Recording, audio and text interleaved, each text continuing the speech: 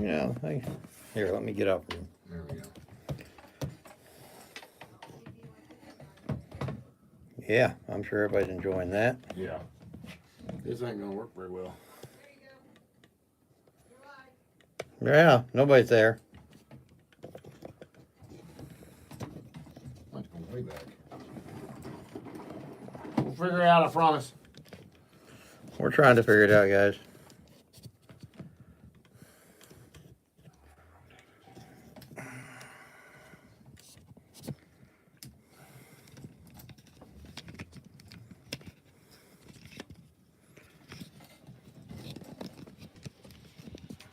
I have to fix the orientation on the screen. Hey, honey, come here. There it is. Hey guys, we're live. Jim's trying to mess with his iPad. It's not working out very well. Your bottom bolt's not tight. Here, take this. Let's see if you can turn my orientation. We're trying to figure it out. Hey, we well warned them we didn't know what we were doing. Yeah, exactly. But that's my first live, so we're working with it. Don't know what we're doing. I see Terry's on. He's watching. I can't do that direction. Well, yeah, I can. Hang on. There. Seth Singleton's watching. You can set it up there, can't you? That's what I'm trying to do, guys. There we go. Let's turn it a little bit. Once you got your hands, please. That'll work.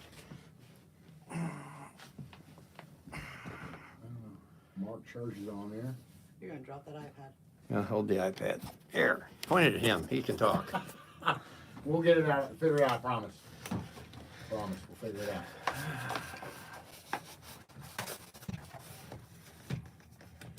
Yeah, we're not first timers at this, of course, doing live.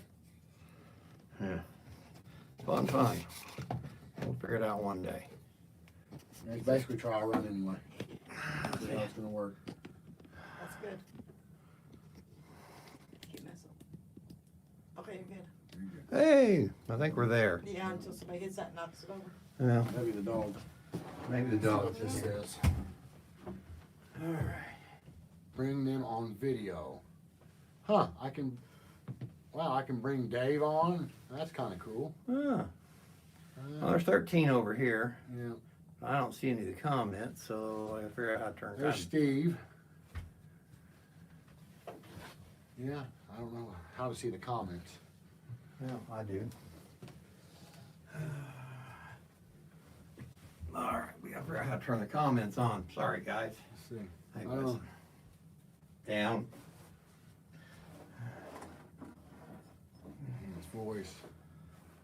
Can you guys hear me at all? I see the mic flashing, so I guess it is working. Hey, honey, is the comments on? Can you guys hear me Sit down. at all? I see the mic flashing, so I guess it is working. Hey, honey, is the comments on? Okay. You can read yours. Ah, okay. I can't see mine. Okay, Ryan, loud and clear.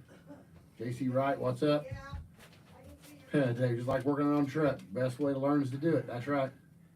Yeah, well, it is what it is. Comments are overrated. I'm Yeah. trying to figure out. Just trying to figure out all this stuff, how it's working. Read comments. We've got iPad, iPhone, 2 Androids. Trying to figure it all out. What's up, guys? What do you guys want to know? I mean, any questions you want to ask? Me and I can't get into it. See me and Jim can maybe answer for you. I mean, we're gonna make it hopefully short and sweet.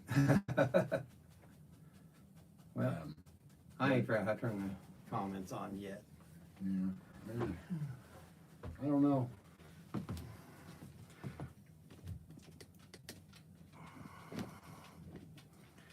I don't even know if anybody here is hearing us even. We're losing people. Oh, what's this? Live chat. There we go. There's your comments. There's comments. All right then. Now if we can only see them that far away. Well, we're blind. We can't really see the comments. They just disappeared. I don't know how you're gonna get them to stay. Well, Dave asked, how's the Dakota steering rack swap going? Are you talking about Jim's drag truck or on the little red? I haven't got that far yet. Where's your phone? Right here, but I can't pull up my YouTube on it Why not? because it's my YouTube. You still should be able to. Yeah, I'm having trouble with the chat, so they're trying to figure out how to There's get the David chat Rittis, going. Austin Syrian. Hey guys. I don't know. We got so many cameras looking at it. Yeah, this is a little Good harder. evening, Carrie. So, yeah, like I said, it's a learning experience. We'll figure this out as we go, I guess. Right here. Did you finally get the? That's Oh, good. I'm glad everybody can hear us. And, I gotta write names down. but we've got, the plan is to we'll have half an hour where people can come in and Jim's wife is going to write down the names. And at the end of the half hour, we will draw for some of the giveaways. We have some gift cards. Steve Zeminski was nice enough to give us a set of the D52 caliper brackets to run the Willwood D52 calipers on the trucks. Raul Solis has given, going to give away a set of sway bar links. Mopar Montgomery has some door locks, billet door locks to give away. What else? Let's see. Dave speak up a Downing. little. It's a little quiet. Do what? Oh, sorry. I thought I'm talking loud enough. Well, Let's see. Trying to think. Oh, Dave Downing is going to give away one of his wood ornaments, and you have some stuff to give away. What were those? we got a Peter Blockoff plate. One of my, the only one I still have in stock Yeah. right now for 81 to 93. 93. Okay. Yeah. So. And then we have a socket set from Napa. Napa Alright. sponsored us a socket set to give away, which was nice of them. Yeah. There's Shayla. Latin buddy, figuring this out as we go. Yeah, he's asking about 904 locket. Let's see. Lock up 904 trans. I need a way to make it work. I don't have the original harness. However, the pigtail is still connected on the transmission. I luck out. When I was running a 904, I found I had an old one that had the manual lockup on it. So I really don't know. 904 trans. That, I don't know, man. Need to make it work. You probably have to get a torque converter. It's actually a lockup torque converter for the 904. Yeah. Hey guys, if you're watching on YouTube, go down through there and text enter. Yeah. But if you're not subscribed and you happen to be watching on YouTube, send an email real quick to Lowery's Garage at Gmail and put enter on it. That way we can get you in the drawing. Because my wife's watching, keeping track of all that. That way we can get everybody entered into this. Right. Now, that's Patrick Flowers. He's on the E150 Nation, so he's asked me a lot of questions. Yeah. About different things on his truck, on the HEI conversion. But hey, Jason, how you doing, buddy? Glad you're here. Yeah, I'm not so sure on that 904 lockup. So. Okay. Well, I'm not either. I went to 727s. I kept blowing up 904s, so I Right. went to 727s. And I run the manuals usually, so I can't help a lot there. But yeah, we can. I'll look it up and see what we can find because there's got to be a way to do it. I just don't know. I've been a manual transmission guy most of my life, so automatics are something I have to learn. And 727, the old Yeah. 727, you don't get any easier than that. No, No no. lockup, no nothing. Right. 904s, the one I had, it was a manual lockup, or a mechanical lockup, Mechanical so you lockup. never had to Right. worry about it. Huh. Yeah, whatever you guys wanna know, like, there's little things like, I know most of us already have lowered trucks or whatever.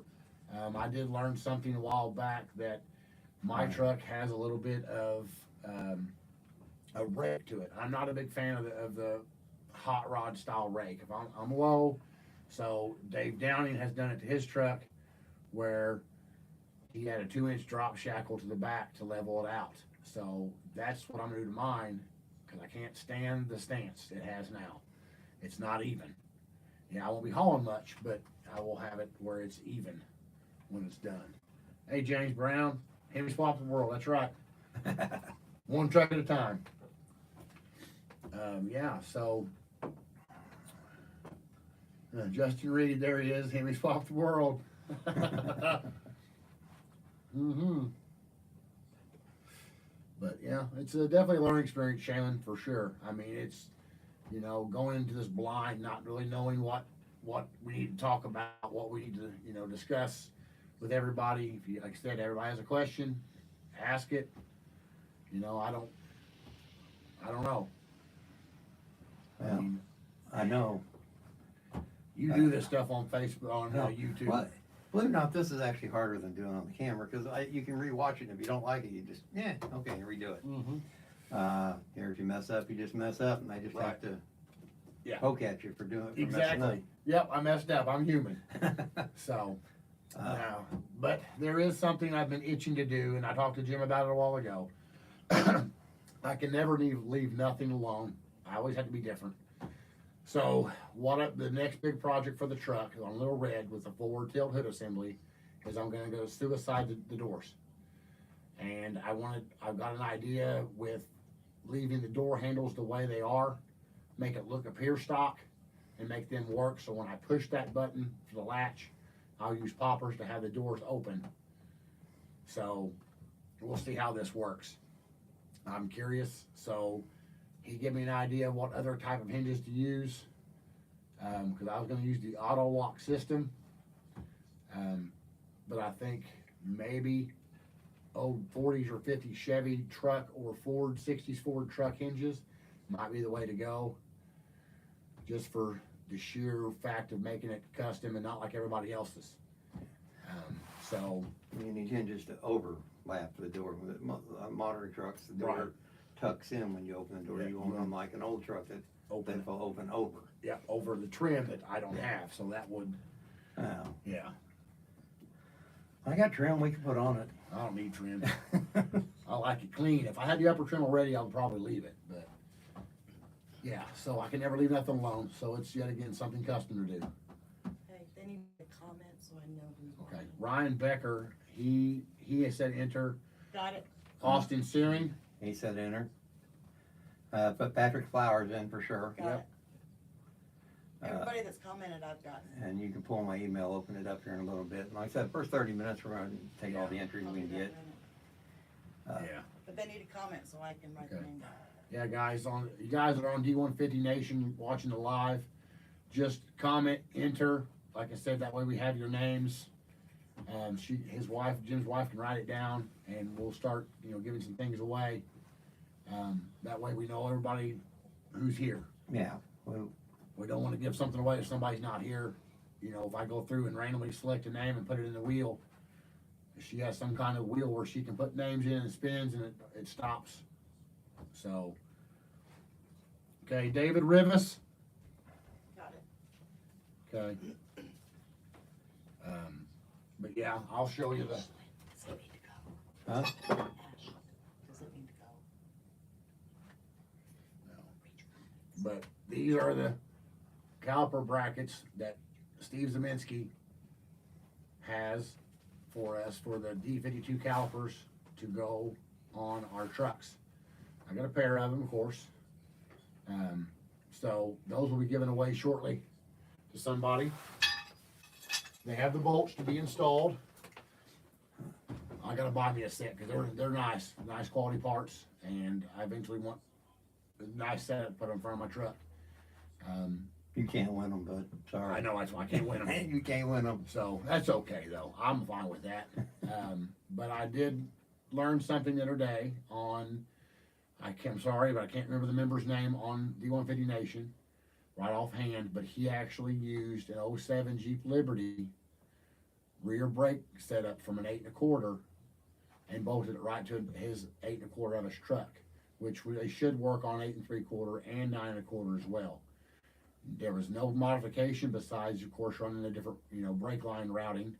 So I'm going to be on the search for doing that on my 8 3/4 that I have rebuilt.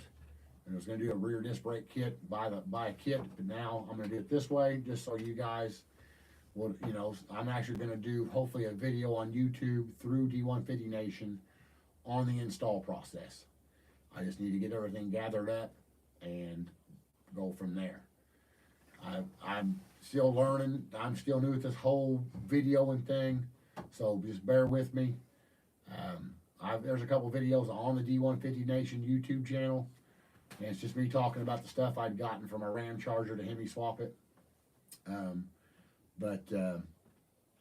Hey Robert, how you doing, buddy? Glad to see you here. Steve Zeminski was very nice to send us those to give them away. So one lucky member that's on here is going to get a pair of these to put these calipers on their truck. And I will send you the link he sent me for the calipers, so you know what ones to get. Even though the D52 calipers, I think if I'm not mistaken, they are a Chevy style Willwood caliper. So it's still two piston. I think it's 2 piston compared to 1 piston. It'll be a lot better. Yeah.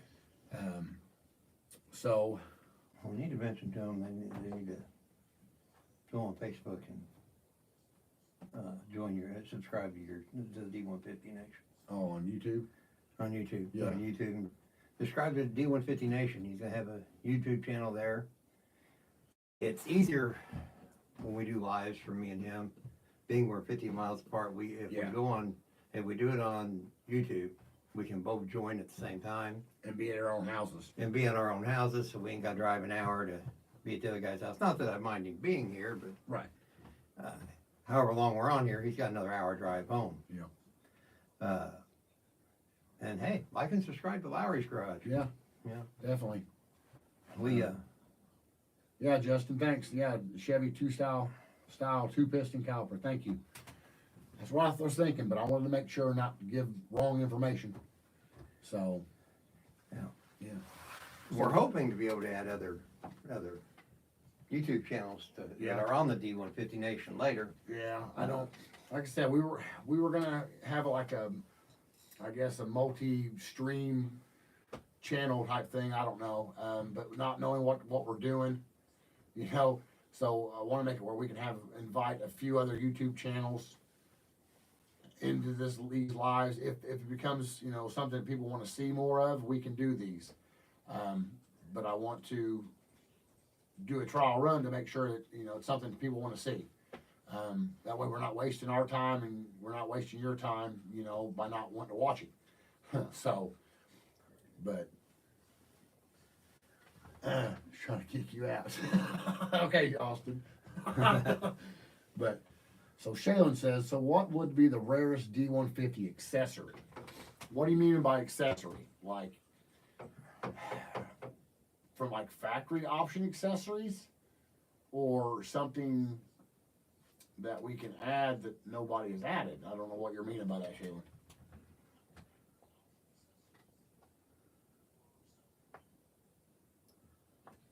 I don't know. What'd he say? That was your wife. Oh, Yeah, make sure to comment to be entered into the drawing. yep. So we got Yeah. 10 minutes left. Comment to be entered in the drawing, guys.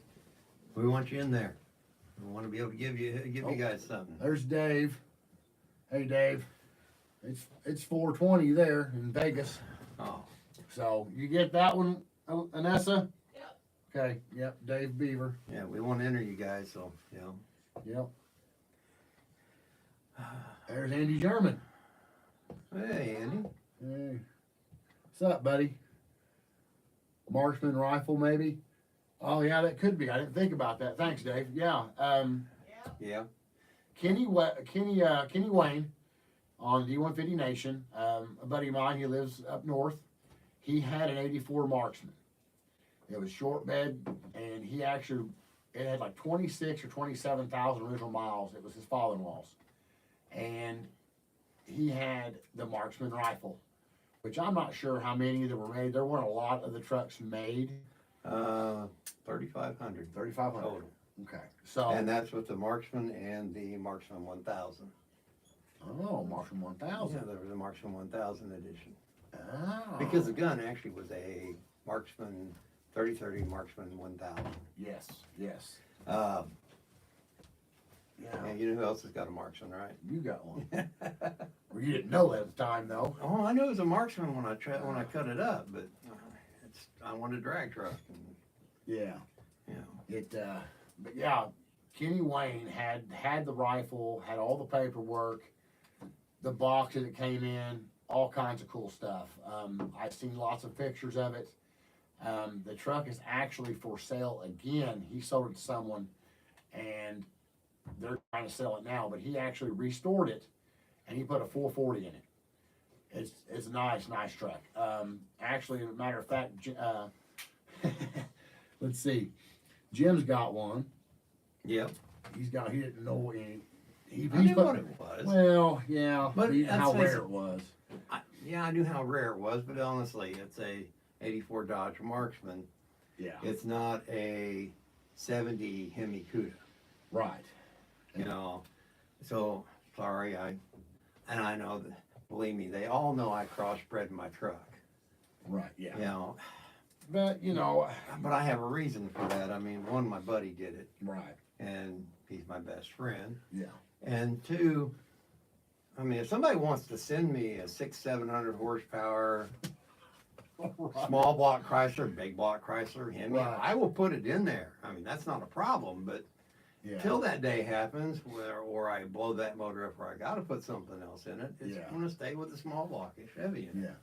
Sorry. Yeah. Hell, you can't go wrong with that.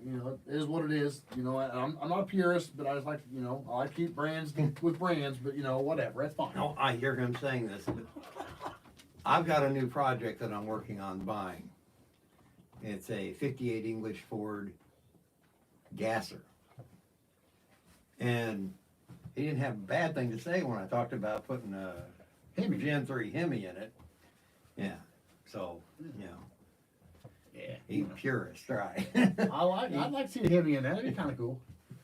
But Shaylin, yeah, the gun. Actually, I don't know. It came in a box, and the box, of course, was all had the Dodge stuff and Marksman all over it. Who was that made that gun? I forgot who it was. Winchester. Winchester. Okay. So, but it had the Winchester insignia on it. It actually had in the stock had like a brass Marksman with the Dodge logo in it on the stock. Later, I'll find the What are you pictures doing, dog? and I will post them up on this in the comments of this after we get off here. Hey, you want me to break your heart? What? You know who else had that same deal with them? Who? Chevrolet. Really? There's a rifle for a Chevrolet. Oh, damn. But it wasn't, they didn't call a Chevy a Marksman, but there was a rifle for a Chevrolet. Oh. I didn't find this out till I went down that rabbit hole. See, you're thinking I didn't know what the truck was. Right. Yeah. I just didn't care what Yeah. the truck was. Yeah. And Ryan Becker, he also has a black Marksman. I Very heard sweet truck. I had somebody, I seen somebody posted here a while back, said, "Oh, it was a dealer option, just a sticker." No, it's on the title. That's cool. Mine says Dodge Marksman on the title. I'll be damned. So it was a D150 Marksman. Yes, Wow, that's cool. That's cool. it's still a Ram, but it's a Dodge. Right, It's right, still a Dodge yeah. Marksman. I'll be damned. It's a and mine was sold right here locally. Well, that's cool. Oh, I'd like to have the rifle. See, I'm Well, putting, that's the only free sticker I'm putting on the whole truck, other than mine and my Lowery's garage emblem on the door and D150 Nation. Right. The only other free sticker I'm putting on it is I'm going to put the NRA stickers on the window because it's going to have Marksman written on the back, Yeah. on the side of the bed. Right. It's gonna throw me off at being a step side. Well, I didn't make it a step side, that was my buddy. I know. And, you know, the truck, it's kind of, like a long story behind the whole truck. Yeah. We have 5 more minutes to get into the drawing, and we'll start doing the drawing. Cause I don't know how long we wanna make this. I mean, if you guys are sticking with it, you know, fine. If you guys, like I said, it's trial run, trying to figure out what we're doing. Well, we got 10 views over it, there's 10 people watching over here. They ain't commenting much, or I ain't seeing the comments, one or the other. We got 13 on D150 Nation, so. And we got 4 thumbs up over here. 4 out of 10, I mean, you know. Ain't bad. So like I said, if there's something you guys wanna know, I mean, that you don't know, Let's talk about what you wanna see the D150 Nation go to. well, I'd like to see the D150 Nation, you know, eventually, where we can make, you know, I've talked about having, you know, like, region, like, in the 4 corners somewhere, having a car truck show for just the D150s, you know, and, you know, yeah, okay, second gens, make it a Dodge only show, but basically, mainly first gens. If we can get enough time out, you know, to spread the word, you know, I wanna see something like that. You know, I'm tired of seeing the C10 Nationals and Lone Star Throwdown for all the C10s. And, Oh, the one down there I went to at Marion when there was yeah, there, 5 Dodges and 200 C10s. yeah, I mean, it was crazy. don't get me wrong, C10s are cool trucks. They're just not. They're not enough. They're only square body. They ain't Yeah. the only square body ever built. No. So, I mean, I want to see. I know we all are on the page for a reason. I want to get. I know everybody knows them, but I want to get them out there as a household name as much as I can. Hey, get back here. People like, well, why is it always Chevys? Well, you know, I'd like to get that out there where, oh, look, there's a Dodge truck show. Okay. You know, like we have the Mopar Nats and we have Moparty. You know, I'd like to be, we might never be that big, but I'd like to see a big showing for the Dodge trucks. I mean, if it's something where, you know, hey, we're gonna, Moparty 2025. Hey, there's 100 of us gonna go. Well, you know, I can possibly get a hold of them, find out if we can, park together, like there's a special kind of, you know, class we can be in, you know, in the trucks. Is there a certain place we all can park together? Because Kiefer Mopar was gonna do that for us, the Street Machine Nationals, and do coin this last year. And there wasn't enough showing of interest to do it, so he couldn't get it done. So there was about, I don't know, 6 or 7 Dodge trucks there, and they were spread out through the whole fairgrounds. So, and there was a couple of them I didn't even know were there until the last day, and they were driving around cruising. And of course, I couldn't catch them. But I would love to see us get together, you know, whether it be, like we've talked before, where we might have a drag day. That'd be cool. But, You you know, know? it takes, you gotta have, I'd say minimum 40, 50 cars, big trucks show up to even think about renting a track for a drag day. Right. You know, and make it, Yeah. you Let's know. Yeah, Dave Downing says there were maybe a dozen first gens on the power tour out of 6,000 cars, trucks. Yeah. Man, it's just, it's like, I know they're not, I'm not gonna say popular, but they are popular, just not, they're still used as farm trucks and, you know, people's daily drivers, they don't have, I don't know if they don't see that being something to restore and enjoy. No, I don't know. They don't have the following. Well, honestly, and we all know that Chevy has always, the hot rod industry just took Chevy, when it was a small block, and went here. Right. And they Right. made every part. When I couldn't buy stuff, when you couldn't buy stuff for a square body Dodge, you could buy everything for a C10. You know, I can remember when you couldn't get hardly anything for a Dodge, and we're getting more and more parts for square bodies. Right. Now, Raul's probably Raul, he's a big part of the reason we can get a lot of stuff, Yeah. because he makes a lot of Yeah. parts. Yeah, he You does. know, I make a few things, but nothing like he's making. Yeah, he's come a long way for us in this community for, I mean, now he's, you know, repairing grills and chroming them, and, you know, I don't know if he's gotten where he can anodize them if people want the anodizing back on them, but I mean, he's got a lot of things that we couldn't get, you know, like, you know, I restore the 81 to 85 turn signal lenses. You know, it's a crude way to do it, but I have to literally bust them out with a hammer.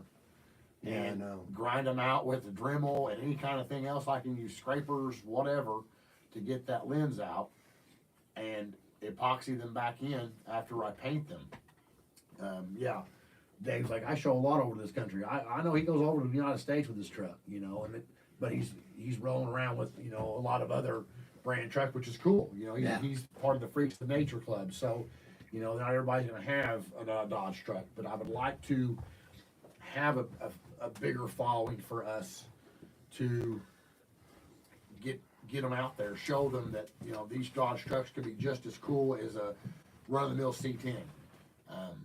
I've been a Mopar guy my entire life, and I've always been with my buddies and stuff. I've been the black sheep. They all have the Chevys or the Fords, you know. And Shaylin, of course, he loves the imports. So I mean, that was his thing, and still is his thing. You can love all kinds of stuff, but what you're into, you know. So, And there's nothing wrong with that. I No. mean, I've been a professional mechanic forever, right, and you always I tease you. I said I'm not brand loyal, but I like what I like. right, I like square body Dodges. I've been around. I've liked them since '86. You know. right, I used to be in square body Chevy or into 60, 70, 72 Chevys until Right. they became such a price market. You can't afford to buy them. yeah, You know, a junk one they want a fortune Right. for. Of course, these trucks are going to go up in value. They're going to Oh, yeah. continue to go up in value till they're almost unobtainable too. right. And Steve Zeminski said that, you know, of course, him and I have talked about, you know, fabricating a spindle that would accept the later hubs and brakes, which that would be cool. You know, it's you dropped or lifted. You know. Yeah. Then he just said also that his buddy Jason Noel, at Fat Fender, made the bump side Fords popular. Getting the Dodges popular is just a matter of building a few stunners, and it is. And Dean Miller is doing that. And I don't know why everybody's giving him such a hard time about using a damn extractor part of a Camaro hood. You know, I don't understand. I mean, he's been bashed so many times on other drop D series truck pages for using a Chevy extractor part of the hood. I mean, that's not, yeah, it's a Chevy part, but he is, you know, he's cut and fabricated to accept that part in his hood. Well, I like that. That's cool. well, big You part know. of it. Hot rodding has always been. Whatever you can use and want to use. It started off with flathead Fords, and then they figured out that Buick nailheads were faster. Right. And they went to Buick nailheads, and then the Hemi came out, Mm-hmm. and the small block Chevy's just been the staple because simply you can buy parts everywhere. Right. Right. We're going to have to accept at some point that, you know, people are going to use different parts on the truck. Now, mine, like I said, it's Chevy powered, but it ain't because I'm a big fan of small block Chevys over anything else. Right. I ran Mopars in every truck I ever had till this one, Mm-hmm. and I got a 440 out there, and I got a 340 in my other building, but they ain't making the power. Right. And we were talking before. I want to do a Ram Charger, Right. and I want to put my 440 in it. It's just a matter of, you know, what you want to put in them. Well, we kind of got to accept Right. at least they're being built. They're Right. not And, being and junked. that's cool. I mean, you know, that's good. I'm glad to see them out there. You know. Let's see. Yeah. Yeah, Carrie, the D150s are getting expensive. I mean, I guess they're getting more popular, so people think, well, they're getting more popular. Let's just make them where you can't reach the payment for them. You know, like the other day I seen a Ram Charger. It's a nice Ram Charger, nice rust-free two-wheel drive, and they wanted $15,000 for it. I mean, that's just a little much, even for me. Thinking of, you know, I could say probably 8, 9, maybe $10,000 for that. Maybe it's a stretch, but man, they're just getting stupid with the prices. Yeah, I like Dave. You know, I have C10 mirrors because I didn't want to pay the $400 for sport mirrors, and I don't blame you. I have the factory original sport mirrors, but I had F92 to 96 F150 mirrors on my old 82 Dodge. The mirrors before your sport mirrors were They're stock arm with a Harley mirror. Yeah. They're gonna be on my truck. Yeah, my sport mirrors are on my truck. I could never get the screw tight enough to make them stay. So I drilled out the sport mirror stand, and I actually JB welded Harley mirrors into them. They don't look bad. You know, the passenger side I can't see nothing out of. It's just there for sheer effect. But so yeah, I've got a set of 71 to 74 B/E body mirrors that are primered to go on my truck. But yeah, don't cut the don't cut the manual. Yeah, don't cut that. Don't cut the Adjuster cable. the adjuster cables on the manual mirrors because they'll fall out. No request sent to your email, but there's a bunch wanting to join D one fifty. Okay. Cool. And drawing's closed, so let me Okay. know when you're ready. All right. So the drawing is now closed. So we will. She's got the names, and we will be doing. We'll draw for the first thing here in a minute. Let's see. Robert Magny. I have a Ford gas tank, a motorhome solenoid, and an LS style fuel filter. Whatever made my project work. That's right. Exactly. I love Mopar, I love them, but I'll tell you what, the ignition systems are just a weak link for me. I always carried spares, but I just was tired of it. Every time I went out there to mess with it, something's going on. So I did an HEI conversion. I used an electronic distributor out of my Slant 6, and I used an HEI module and wired it up, and I have not had 1 minute's trouble out of that at all. I gutted a electronic ignition box, and I stuck it inside of it just because I was not trying to hide it. I just thought it'd be kind of cool custom thing where it looks stock for an electronic ignition, but I got an HEI module behind it. That's what Patrick Flowers and I were discussing a while back on how I did it. Of course, I took pictures, but I don't know what happened to them. But I had a few. Our guest did back. Oh yeah, he is.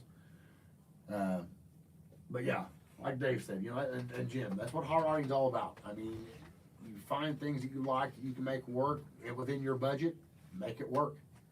That's how it is. I mean, Mopars have always been expensive, no matter what they were, and then trying to find the parts, because if you're needing, you know, like now, you know, you might need a window regulator. Well, if your window regulator's messed up, you know the one you're going to find is probably messed up. So, you know, you're going to have to adapt and overcome. So you could use different rollers, you know, from an A-body. You know, if you can buy A-body rollers, you're going to adapt those to work in your regulator. But now they are readily available. LMC sells them. Raul sells them. So, I mean, it's one of them things that, you know, it's trying to use things that are readily available. Yeah, I'm also trying to work out where, you know, with us, and you know, the plastic gas tanks, we have a problem with those where they crack, you can't fix them. Of course, everybody knows you can use the 69 and 70 Mustang gas tanks. My big, because I'm OCD, I don't want to cut a hole in my bed to fill the gas tank. So I've got some stuff in the works. Ryan Everson has my original design that he's getting worked on, but I'm making a flip out tail light on the driver's side, and you'll be able to fill your gas tank from behind the tail light on these Dodge trucks without cutting into the bed. Which that's gonna be cool. Yeah, I mean, I've got to figure out a closing, whether it be a rare earth magnet, keeping it shut. Of course, it's going to open from the tailgate side out, so you know the wind hopefully would hold it shut as well. But you'll open it and you'll fill your gas tank right there behind the tail light. The C10, there's one company that I was looking at, and they wanted like over $1,000 for that setup to put it behind your tail light, and that's just absolutely ridiculous. I mean, I'm not even gonna be, I'll be a fraction of that price when I get all this done, because I'm not trying to look to make money. I want to help everybody out I can. But it costs money to make parts. Right, and it does. I mean, the front end kits I sell. Yeah. I mean, They're not cheap to make, No. and they're not cheap No. parts. yeah, But if we get your truck in and get it done. yeah, yeah, I wanna see your truck finished. yeah, I wanna see some of the other ones that are out there that. yeah. We've got, yeah, because everybody keep asking you about wanting to see this, how they work on the street. Well, I still ain't got it up here to do it. Well, time and money. Time and That's money. what everybody, you work full-time, I work full-time. Yeah. None of the YouTube stuff, it doesn't pay anything right No. now, and No. Facebook never will pay, Nope. so Let's it's- see. we're like everybody else, we work and try to make enough money to pay for what we wanna do. Right. Yep. So let's see. We've got a Chili's gift card. What is it? 25? Vanessa? We have a total of 20 entered. Okay. So we've got, how much is on the Chili's gift card? Do what? How much is on the Chili's gift card? 20? 20 on the chili gift card and $10 on the 20. cash one. Okay. So I guess we'll start giving away stuff. We got a Chili's gift card. It's been away. So $20, Chili's gift card. That's compliments of Jim and Anessa. So go ahead, if you want to spend that. We'll put that to the side. Wesson, over here, Uh, where you hit the cameras. Yeah, I'm glad you guys joined. I'm glad you guys are Yeah. here. It's been fun. I mean, reading all these comments and I'm glad everybody that showed up's here. Tell you to donate for a name. do what? Remind them they gotta be present, cause you're getting ready to holler. Yep, Your first one is Joseph McNair. Joseph Joseph. McNair. Yep. Joseph McNair. Okay, He's gotta say it here or present or something so I can see it. okay. He'll need to send a, Hey, Travis, he's on. Travis Mopar. hey, buddy. See, I wanna do it live with you, Travis. Yeah, It's a matter of when, but I wanna do it live with you. yeah, yeah. I'll ask. And, Twister Wrench Garage, I wanna do it Yeah, live Dylan. with him. Yep, Dylan, we'll do it Yeah. live with him. Yeah, He wanted to join tonight. I don't know. We didn't know what we were doing. yeah, we're on YouTube, we're on Facebook. He's here, he's on YouTube. Yeah, I mean, it was trying to figure this out. It was crazy. We've never done this live thing to this extent. What did she say? What'd you say? Joseph McNair's here, he's on YouTube. Okay, Joseph McNair. All right. All right.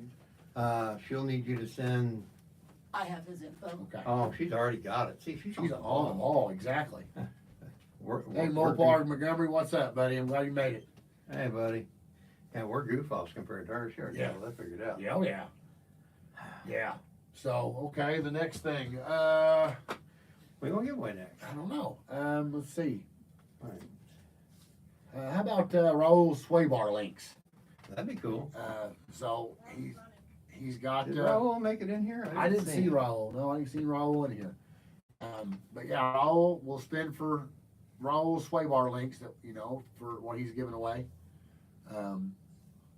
We'll need your information so we can send it to him. Yeah, just Uh, we'll get the information for wins it. You can private message me your address and stuff, and I will get them out to Raul, and Raul can mail them to you. I guess he's probably busy. Yeah, maybe you can win a set of axles for 8 3/4. Man, that was a low blow. That's funny. He should have told me to bring him to you, shouldn't he, Yeah. Travis? Oh, there's Kenny. Kenny's here. We were just talking about you a while ago, your old marksman, about the rifle and stuff. So did you spend for the sway bar links? He Okay. is now. Okay. Yeah.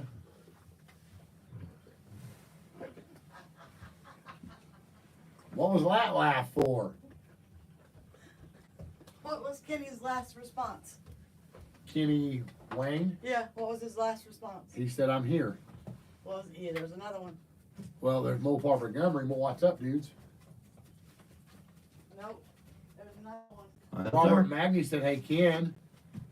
She may get one, but you ain't got yet. Get over here. Maybe so. Wesson, get over I here. don't know. He keeps wanting to walk over there where the cameras are.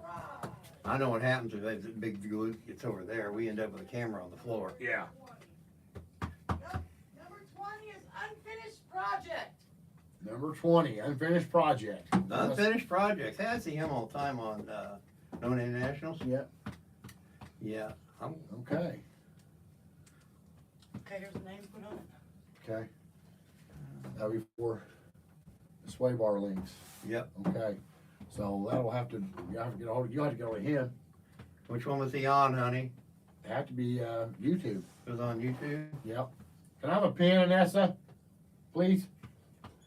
Hold on, I gotta keep coming back and forth. Hey, honey. Yes, Was he on YouTube or on? YouTube, I believe. If it's on YouTube, I'm gonna have to contact him and have him, Get over Raul. Yep. hold Raul or send us his information and Yeah. I'll just cut the check to him 'cause that can't be much. Yes, he is on YouTube. Okay. I know how to get, I'll hunt him down on YouTube. Oh, sorry, buddy. Or email, if you're on there still, unfinished projects, email He me hasn't answered yet, so. at Lowery's If that Garage answered, it's gotta be, at Gmail. Okay, so, okay, he did. okay. Awesome. Unfinished project, sway bar links. For From D150, it's pretty cool.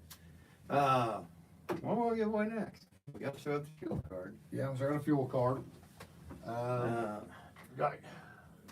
You got your socket set, you got your, Heater block-off Heater plate. The heater block-off plate's kind of weird because a lot of guys ain't going to use it, you know. How you want to do that? I don't know. I mean, You want, can you step out for a minute? And No. you can entertain them for a second? I have a suggestion. Well, suggest it. I don't mind. No, I'm not going to. huh, Ah, okay. no, what do you?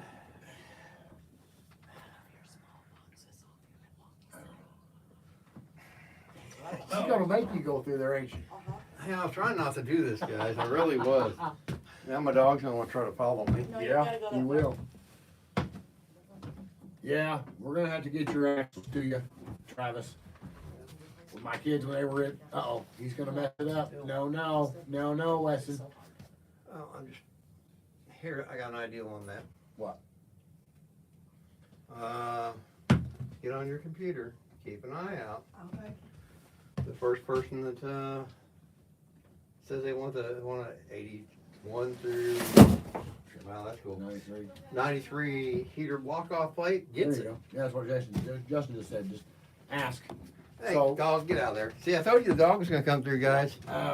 So, anybody with an 81 to 93 Dodge truck in the live right now, if you want the heater block off plate, just comment and say you will take it.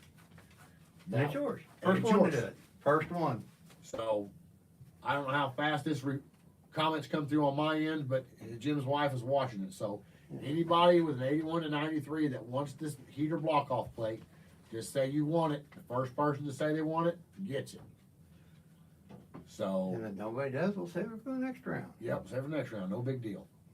But he is working on the 72 to 80 heater Done. block off plates. Patrick Flowers. Patrick Flowers. Awesome, Patrick. Good. Awesome. Glad you got it. Yes, sir. Get a name, hold on.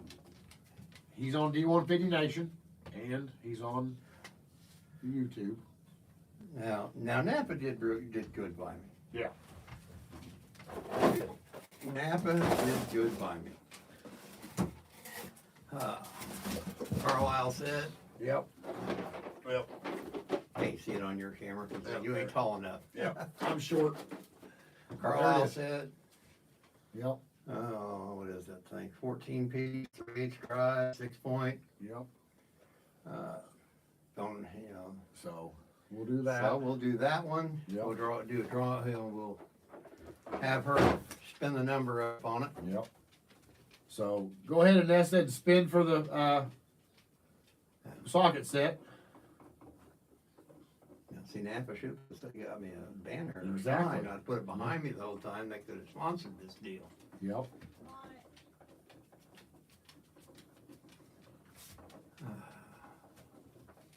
Okay, there's that. Game David Rivas. David Rivas.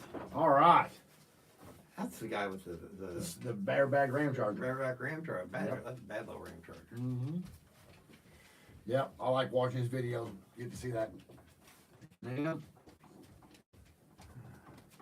I guess what we got left. We got Box sets. You get that? You got it what? from Kenny.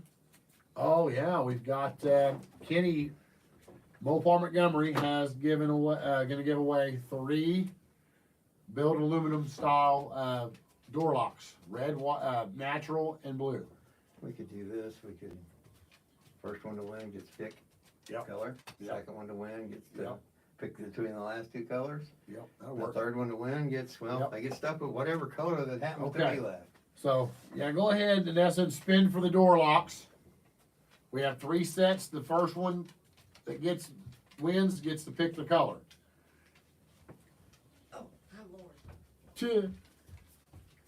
Just, I have to spin 3 times? Yes. Okay, Yeah. that one's Justin Reed. That's Justin, the- okay, Justin Reed, you get your choice of the door lock sets. that's from Mopar Montgomery. Mopar You Montgomery. guys are looking for any used Dodge parts. He usually has what you need, and he's reasonable on the price. Yep. He's a big part of why I've been able to do the front suspension kits, because he sold me more than bars than anybody else. All right, Travis, see you, buddy. Be careful. He's working night shift, so you gotta go. Oh, that's Ryan Becker? Oh, Ryan Becker.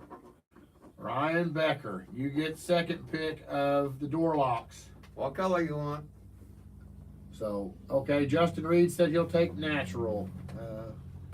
Natural. Natural's gone, so Ryan Becker, you get one of the other 2. Yeah, Ryan, you'll get a choice between blue and red, or blue or red.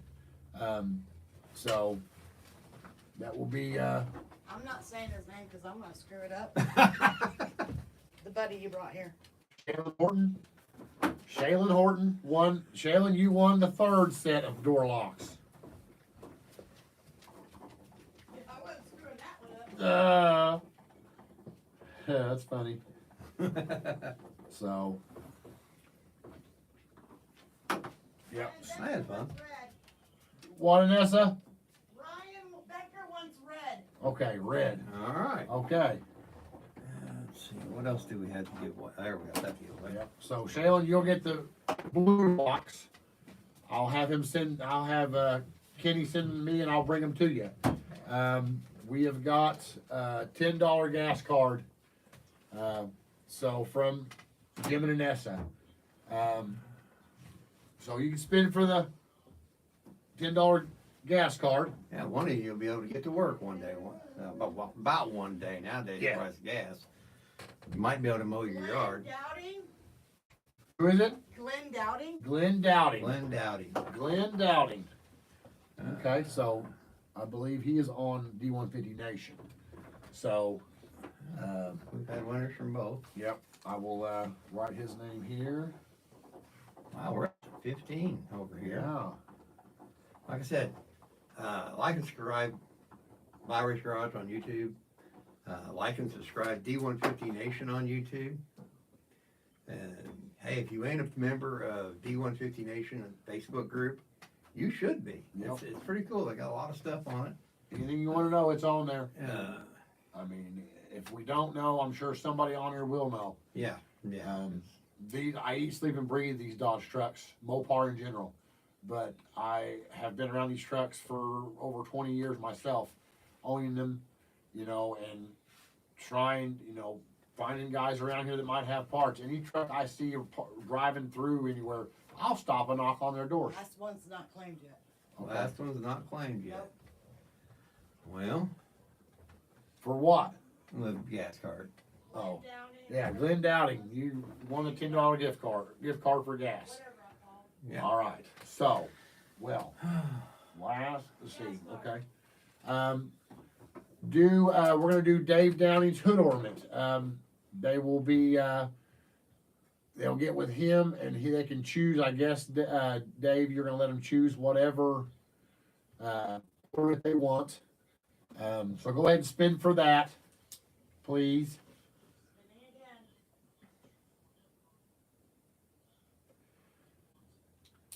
Yeah, Andy German, I have been on YouTube for a while, but I haven't been real active on doing things. It used to be a different channel name for me and my buddy. You say it's respin again? Yeah, it's been again Okay. for the hood ornament. They when I started D150 Nation, I changed the name to the on the YouTube channel to D150 Nation, just so I had, you know, that as well. And I've never really, We're gonna get him to post yeah, you get me videos start posting stuff on there. when he comes up and we do your doors, and Yep. we'll make sure that we can Seth post on both Singleton. channels. Aha, Seth Singleton, you got the hood ornament. If you can, Seth, you can message Dave, and get that. Yeah, Dave Downing. You'll message Dave Downing for your hood ornament. He's got some cool stuff. I mean, really cool stuff. He's got the little, like a convoy rubber duck, or death proof. I can't remember. If it's death, might be death proof. I can't remember. Probably death proof, because, yeah, that's Yeah. cool rubber Oh, dog. he's got a cool ram skull. I mean, he's got. I think it's a Yosemite Sam one too, I believe. But he's got some really cool stuff. He's working on some like delete plates for the hood, where the hood ornament would go. He's been working on with the Pentastar and doing the Frazog and the Dodge insignia, you know, the way it's spelled. So, yeah. Okay, so I believe we got that. The only thing we didn't get claimed on was the fuel card. Yeah. And if he doesn't contact us and claim it, well, we'll have it for next time. Yep. Well, I've got one more thing. I was saving Oh. the caliper brackets. So the caliper brackets. Oh, yeah. We're gonna spin those now. So go ahead, Anessa, and spin one more time. Okay. Be on the caliper brackets that Steve Zemansky was kind enough to send to us for this giveaway, for this live. Well, I got 14 watching us over here. How many you up to? Andy German. Andy German. Andy German got it. We can just deliver it to his house. Yeah. Andy German. Thank you, ma'am. Now, you know what, Andy? You're going to have to get you a truck now to put these on. That's the all he first talked piece. about. So he wanted D150 forever. Yep. Now you got parts for it. You got to buy the truck. Yep. Yes, sir. Now you got the first pieces.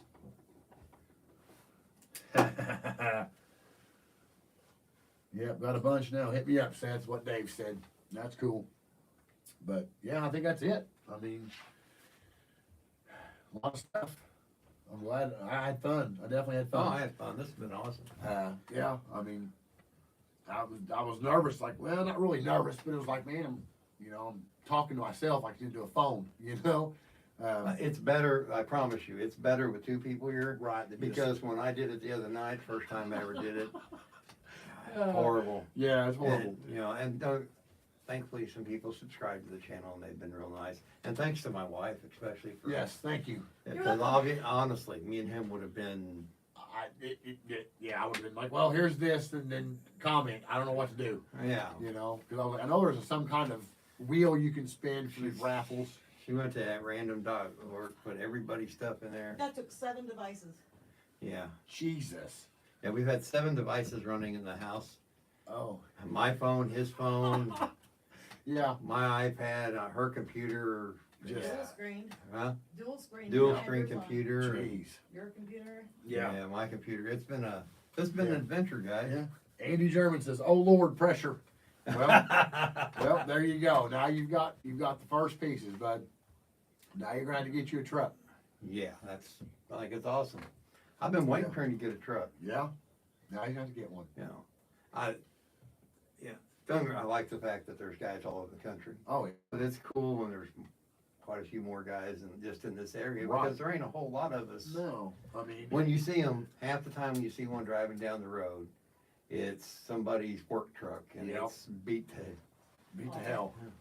And like the other day, Andy messaged me and said, "Hey, there's a guy I talked to. He didn't remember his name, and sorry, I don't remember your name either, because you're still new. But he thought he caught me down in Benton in my white truck, and it wasn't somebody else, and he actually had lowered it and stuff. He joined about a week or two ago. So, but yeah, I like to see pull up somewhere and see one driving by. Like I passed a first gen Cummins flatbed on the way here. I believe he's from Cambria, Illinois. I remember talking to him a while back about some parts he had.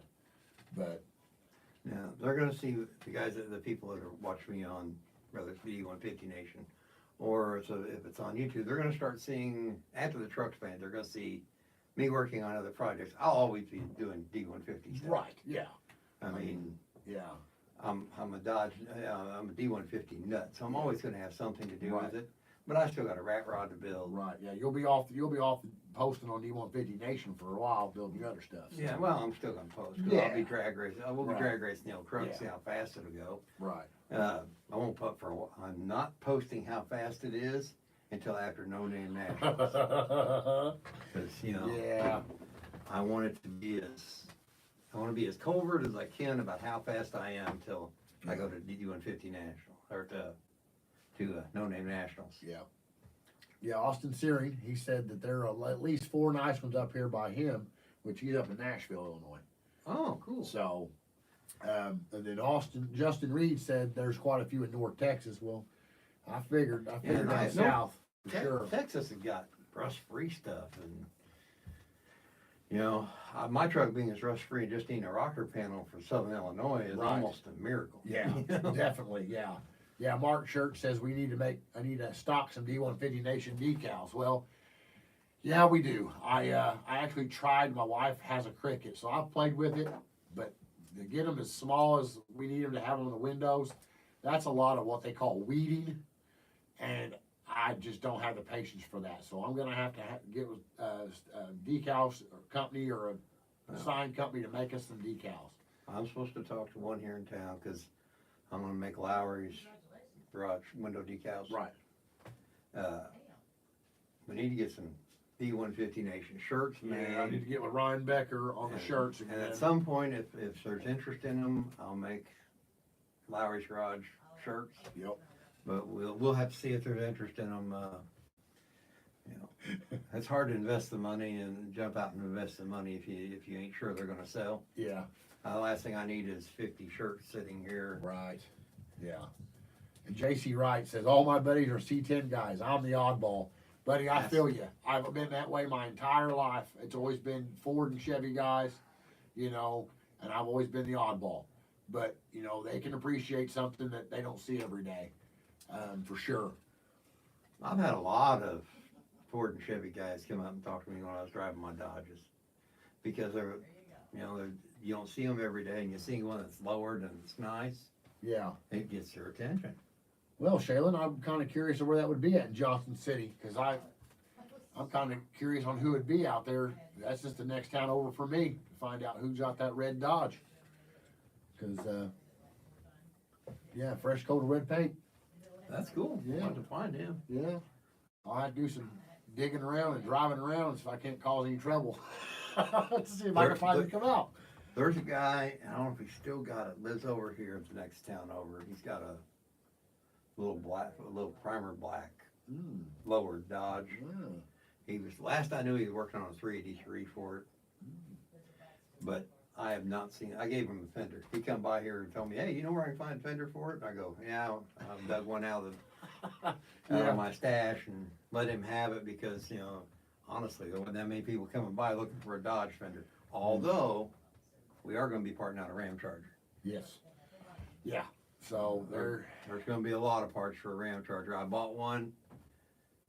Ended up being a mix-up with the title, so I don't have a title for it. So there's gonna be a nice Yeah. gate and doors, yeah. windows and trim and all that Center stuff. gonna be for console, sale. seats.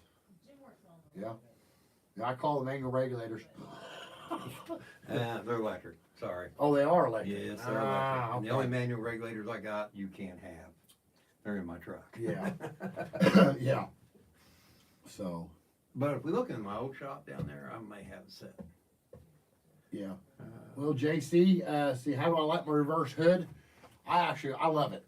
I mean, I get shit about it sometimes. Well, how you gonna work in the engine? Well, it's just like it would be if it was normal opening hood.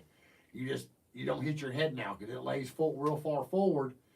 I just actually changed the water pump at my Slant 6 truck 2 weekends ago, and the only problem I had was when I went to get closer to it, my head hit the edge of the hood. That wasn't a big deal. I just needed to move my body over a little bit to actually do it. You mean you can reach over the fender? I was in the engine bay. I was sitting on the battery box. I was up in it close and personal. Up close and personal. I was. Yeah, it would be better for that type of thing if I was going to change out the water pump or radiator to have a regular opening hood, but I like to be different, so I have to adapt to what I have, and it's not any different. And if you know what, there's no adjustments no more on the hood. It is adjusted where it needs to be. So in four bolts, I can take that hood off, and the hood hinge assembly still stays there.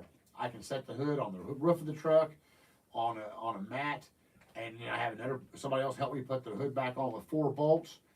There's no alignment issues. I bolt it back on, and the hood shuts like normal. I ain't watching no more. I'm done. So, Well, I actually hey, like it. speaking of hoods, you're the first person besides me to get a mess on my fiberglass hood. The Raceway hood. Yeah, How light is that thing? it's light. It is light.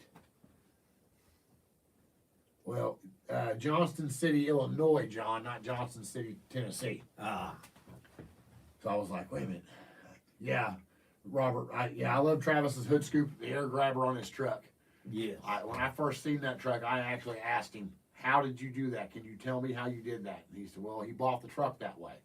So I kind of, I don't want to, you don't really know how it was done. So I just kind of left it at that. I didn't want to copy, even though it was cool. I liked it. But yeah, I really love the way his hood's set up too.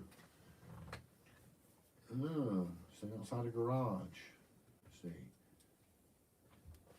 Yeah, JC, that's what I used. I used the Buick Park Avenue LeSabre 87 to 91 hood hinge assembly. I got lucky and found one on the internet, and they told me when I called that they actually had scrapped the car that day before, and come to find out it was pulled into the shop.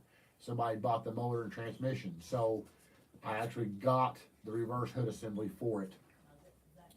And that wasn't really that bad to do. We did it. If you want to see a video of it, there's a video on Yeah. Lowery's garage of us doing that hood, and it was fun. Yeah, it was. I mean, within 30 minutes, we had the hood flipped forward. Which I tried, and Jim told me I was going to have to, but I tried like hell not to take both inner fenders out, because I'm like, I can do this. There's got to be a way to do this without taking all this shit off. But yeah, we had the hood on the hood hinge assembly within 30 minutes. It was the rest of the time was setting up the latch system for the back of the hood to slide in and lock. That was the most time consuming part, which Shaylin was here with us doing it. He was up in the fender well. We held the hood where we wanted to set, make it flush with the fenders, and he slid the whole assembly up and he marked it, so when we opened the hood back up, we could put it right back at that mark and bolt it, because all the holes were elongated, so we had enough play up, down, left, right, however we wanted to do it. Actually, I was the one up in there. You were in there too. Yeah, you were. Okay, yeah. I got stuck up in there marking it. Yeah, But that's it was right. cool. Yeah. Hey, that I like that. That's why when I posted the reminder, I posted that picture. Yeah. I hate to break it to you, but seeing I helped since I have done do your hoods, when I make a shirt, Right. your truck's gonna be on one of the shirts. Hell yeah. Hell yeah. Let's see. JC says, hey Lowry, have you got the steering rack and pinion on your truck yet? Mine's on the truck. I haven't ran he just got my column done, and man, he did a nice job. But I haven't run the steering linkage from there down. Right. There's a few things I want to work out yet.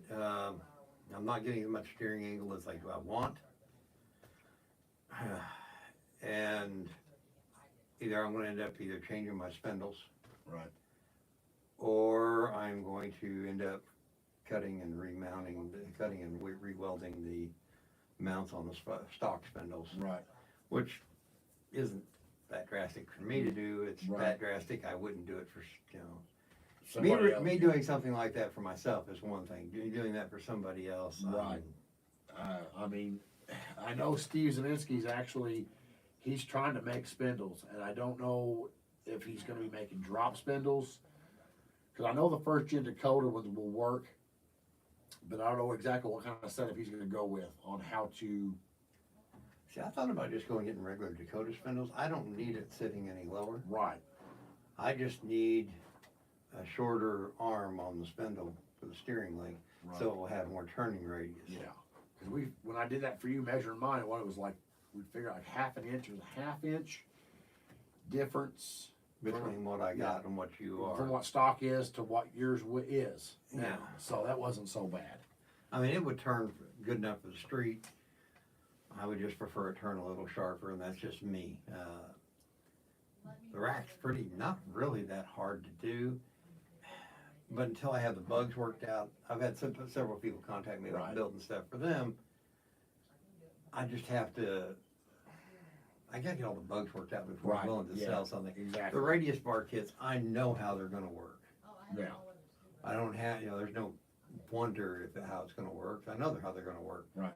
How do I know that? Well, Dodge did the exact same, or Ford did the exact same thing since they built twin I-beams. Right. And it went backward instead of forward, so it's not that. Yeah.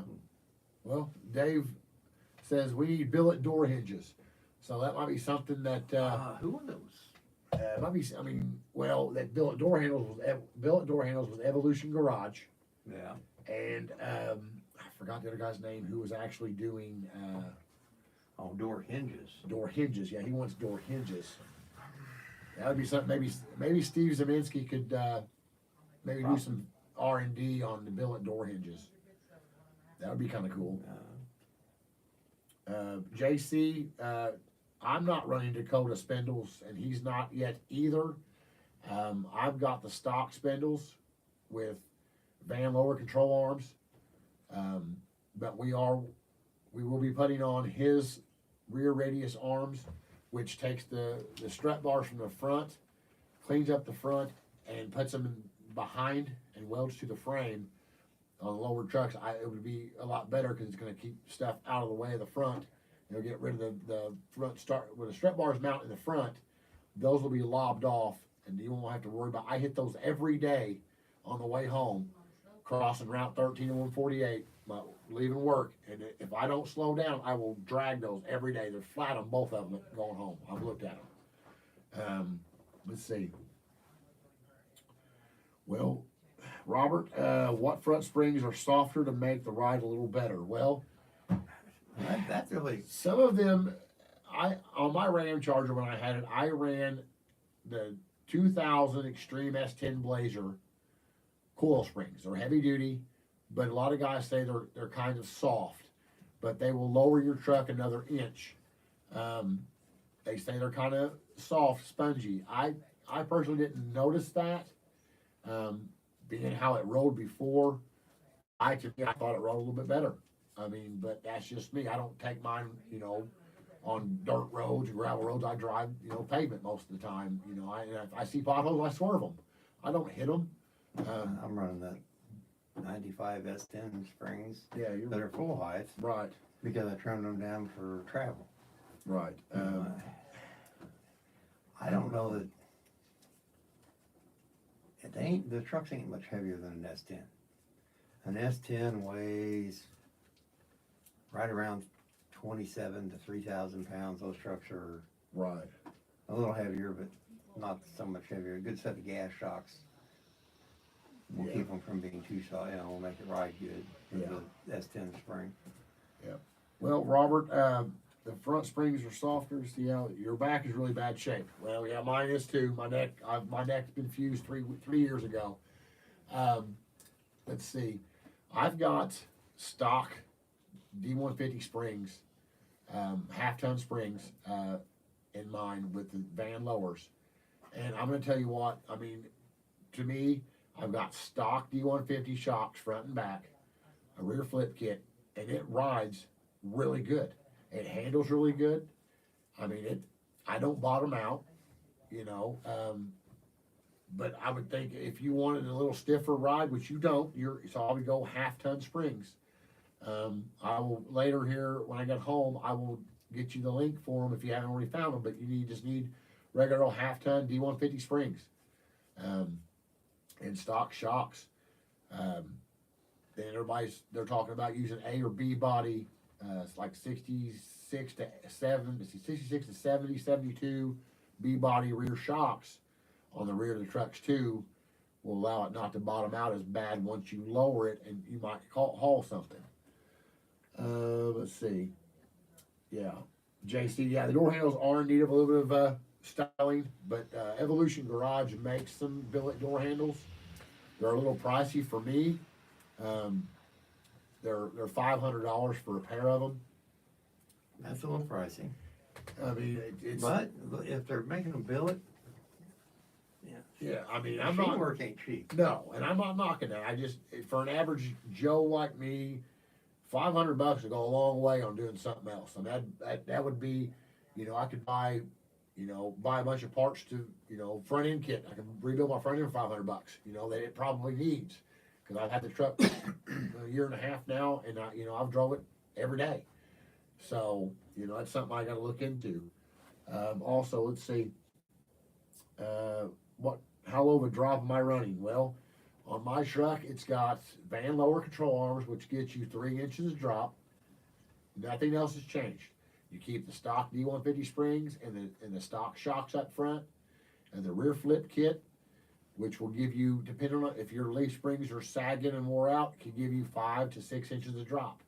I can send you a picture later of how mine sits right now. Like I said earlier, I'm going to put 2-inch drop shackles from OBS Chevy truck, like Dave Downing has on his truck, and it will level it out for me, which will make me a lot happier. Let's see, Pat Browning's. I switched a slant 6 for a 440 using stock D100 front springs. They're too soft. Well, they make 3 different styles. I have that picture somebody posted a while back. There are 3 styles: the half-ton, 3/4 ton, and 1 ton. So basically, you got a light duty, medium duty, and heavy duty. I would say you went from a slant 6 to a 440. I would say We need 3/4 ton. I would go 3/4 ton. They're gonna be right in the range. You're gonna make up for the weight of the 440 for the slant 6. Help it, so it's gonna be a nicer. What does a slant Right. 6 weigh? I don't know. It's fucking heavy. I know that. I mean, they can't be that much lighter than a LA motor.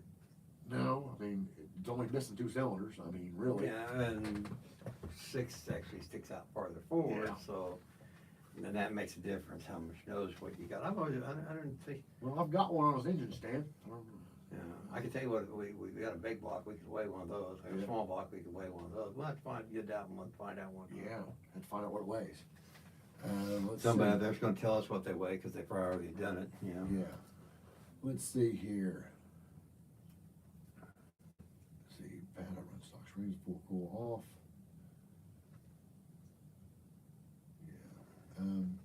Yeah, There ain't Robert. no questions being asked over here.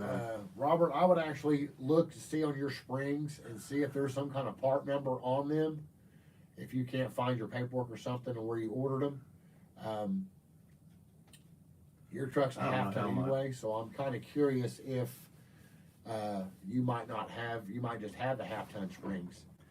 Oh, now there's what happened. What happened? Well, for some reason when it stopped scrolling up comments. Oh, shit, you did say. Yeah, I took it out again. Let's see. JC Wright posted, I replaced the rear shocks in my truck with late model Chevy mounts and run Oh, 72 unfinished Corvette rear. project, they may be interested in the doors, depending on where I live. Southern Illinois, Yeah. yeah. Yeah, we're both in Southern Illinois. I'm 100 miles from Sykeston. Well, JC, yeah, I'm not running the offset control arm bushings yet. When I go to rebuild the front end, I will add those. My negative camber is not that bad. I've been checking my wear on my tires. This is the 3rd vehicle that I've lowered and I haven't really seen any kind of inside wear on my tires, but I want to change them out to the offset control arm bushings just to see how it is. That way I can actually tell people, hey, that, you know, I know it does set them up straight up, but for alignment purposes, it'll help you, you know, get your alignment into spec with your local shop. Well, we missed a whole bunch over here. Oh shit. Who's that guy sitting next to you? It's what Unfinished Projects asked. Oh, my phone hasn't. The guy gone sitting yet. next to me, It went off. uh, Oh, it's probably dead. this is Anthony from D150 Nation.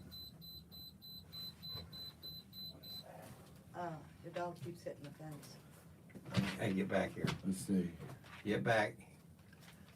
Listen, over here. Over here. They need to go potty, but Well, go let him out the door, honey. I can't get Yeah, him you're out correct, there. the camber, however, the camber is at bare minimum. Uh-oh, JC, I lost all the chat. I don't know. How to fix that. Refreshes the device. That's the best you I can was tell told to him. refresh your device, JC, and you Yeah, should be able to get Oh, I everything. see. Yeah, we lost a bunch of stuff here. Who's guy say next to Step you? over, Oh, step man. over. Good boy. Who's guy say next to you? What's the name of his channel? D150 Nation. D150 Nation on YouTube. And D150 Nation Facebook page. Wife answered for us. See? Ah, there we go. That's what happens when we can't answer. The wife takes care of it. That's right. Uh, We are special. Did that work? He said, dang technical difficulties. let me see. Testicle difficulties. That's a personal problem. That's right. Uh, And we have 11 still Woohoo. watching. Finished projects, I'll take him out. He was late. Yeah. Patrick got it. Yeah. My daughter. Yeah.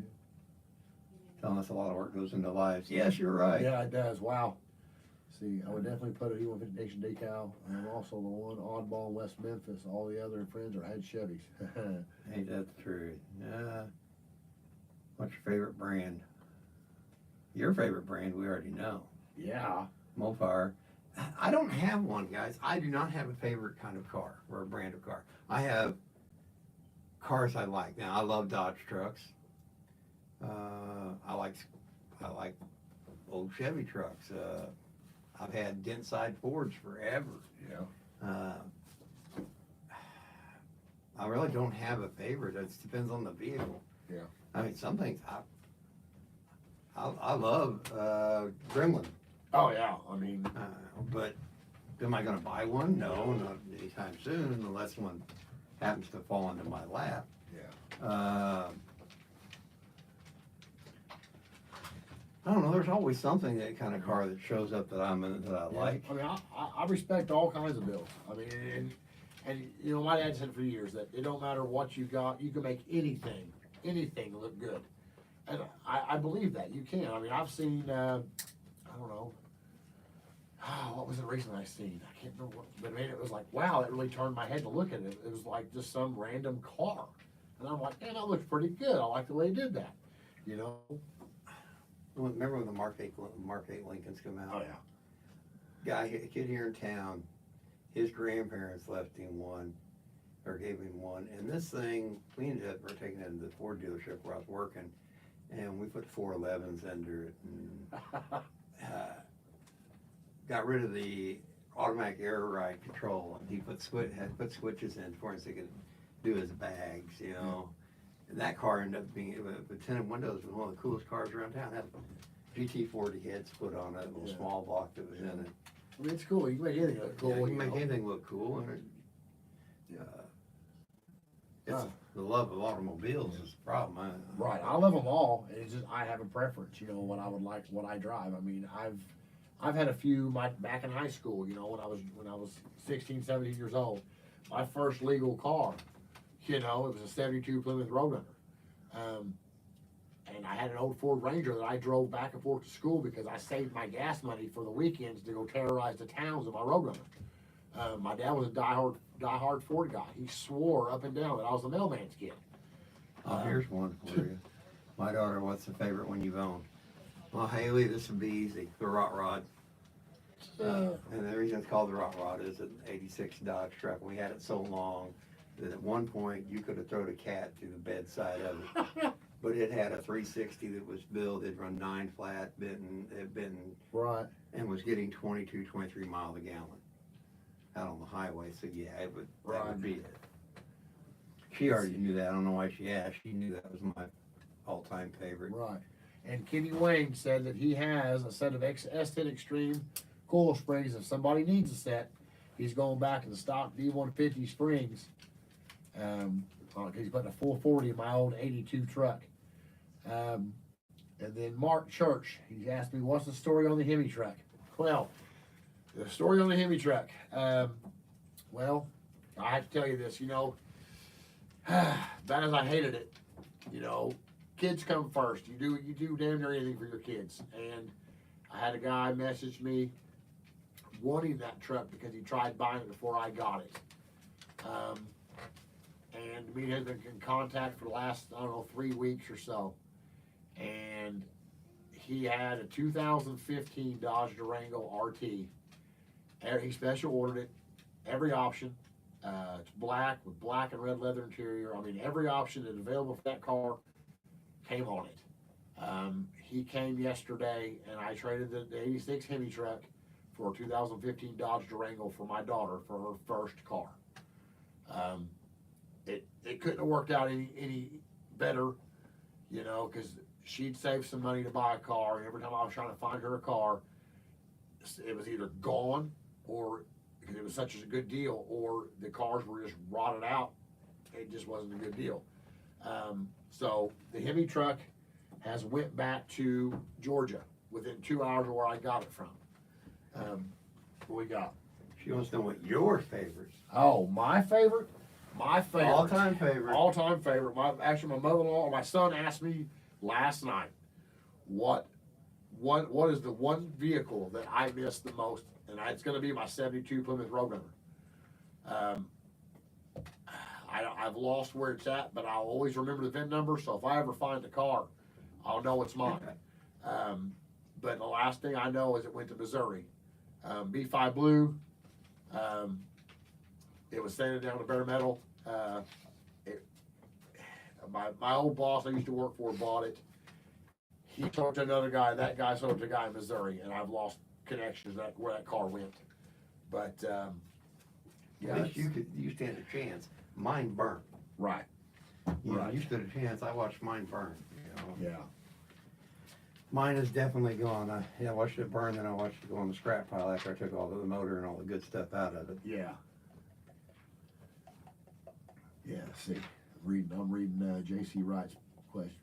That's why when that black and silver one showed up on D150 Nation, I was hot after them to buy their truck. Yeah. That'd be the replacement for that truck, that identical twin. Right. There was one at the Marion Truck Show. Was there? Yeah, it was tuck in 20s, but he wasn't there very long. And he's on the page, he said. I'm not sure. I don't remember. He never got his name. Let's see. Yeah. Oh, thanks, Ryan. Yeah, my beard always looks good. I don't know what the hell. Man, you got the pimp beard going on, Yeah. don't you? Yeah. Let's see. I never actually looked at your beard enough to, Yeah. I got it trimmed last so weekend. I don't find you that attractive. Hey, my hair's receding, so it's going on my face. I'm just gonna let it grow. Hair's receding? I Yeah. don't even want to discuss that. Right, I know. Mine ain't receding, it receded. Yeah. Sucks getting old. Ah. Hey, look at it this way. About the time the kids get moved out, you can almost afford toys and then you're too old to play with them. Yep. Robert Magny says his was the 2011 Roush Mustang. Yeah. Come on, guys. Tell us what yours were. Yeah. What was the one vehicle that You got always away wanted. that you wish you could have got back? Or you never had that you wanted. Or you never had. That'll work too. Yeah. I mean, I've had a lot of things, being as young as I am compared to most people. If I go through them, for me, I've had 70 Camaros. I've had Oh, I yeah. buy and sell. 69 El Camino. Yeah. I don't even. My I kids. hate to sit down and think about all the cars I had actually. Oh 'cause- yeah, we did this a while back. My Yeah. buddy, they called me earlier before we started live. We sat down. And he was like, they were like, how many cars you guys own? And I'm like, you don't even want to start this. So I sat down and I figured that I've owned, including the wife's car, the 2 cars that she's owned since we've been together for 22 years. I've had 37 cars. And the bikes, that's not including the 16 bikes that I've owned. You know, and I'm like, we can't even get into that. Yeah. So- I don't. I'm over a lot higher than that. So I bought and sold a lot of cars. Oh, I know. I know. My kids, my daughter, she don't even want to talk about Mustang convertibles. Oh God. Yeah, she sit on she got a good whipping when she's a kid for sitting on the. I come home from work. I had a '83 Fox body with a V8 in it, bright orange, black interior, pretty car.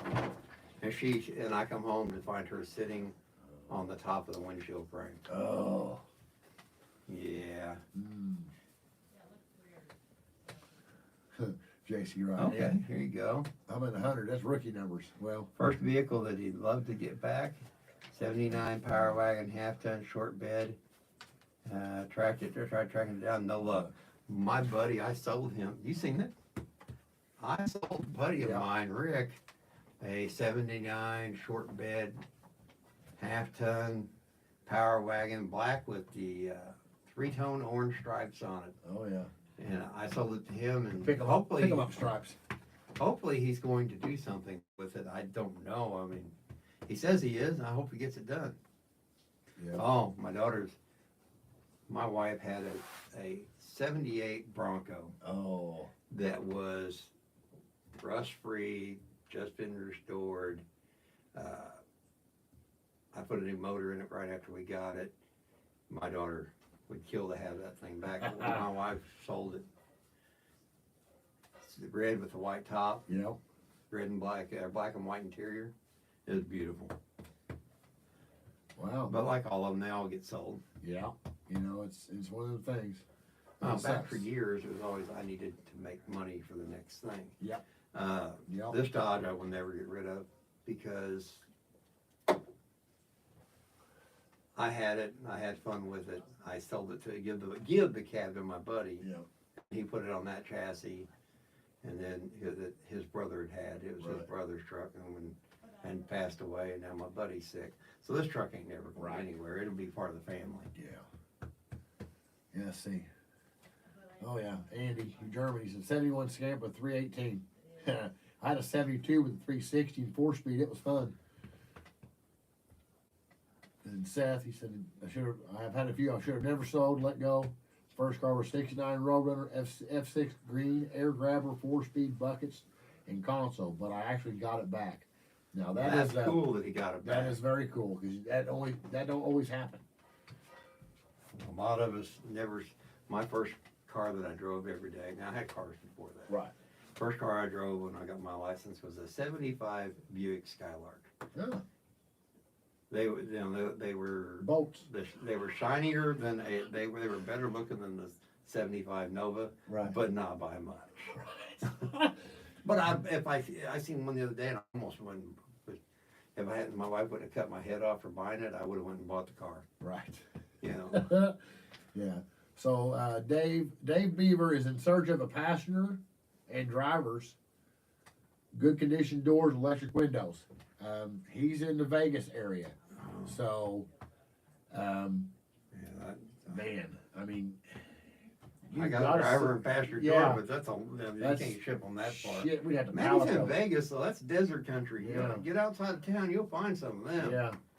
Somebody out there around Vegas has got rust-free parts. Lucky people. Unlike us, we have to battle everything being rusted out. Yeah. Yeah. JC Wright said, Lowery, it rode like a marshmallow, but it got you there. You're right. Yeah. And with my first car, it was a V6. This thing was so high geared. I had 60s on the back of it. It would not spin the tires on wet pavement. But it'd run Right. it would bury the speedometer and just keep going. It's a 225 odd fire slants or V6, Yeah. and you could just hold it to the floor. It didn't have enough power to hurt itself. Yeah. Oh yeah. My dad bought that because he thought it would keep me from getting in trouble. Yeah. He loaned me the money for it, and that's the one I didn't get a choice. I'm gonna loan you the money. You're gonna have to pay me back for this car. Yeah. Well, man, that thing. He says, I got him something slow enough. He can't get hurt in. He can't. No, it had good top end. Yeah. Yeah. Just took you 5 miles to get to there. Yeah. Yeah. But that's awesome. I mean, it's been fun. I mean, it has been. We're an hour and a half He's now searching for the same thing on the East Coast. for They are unobtainable.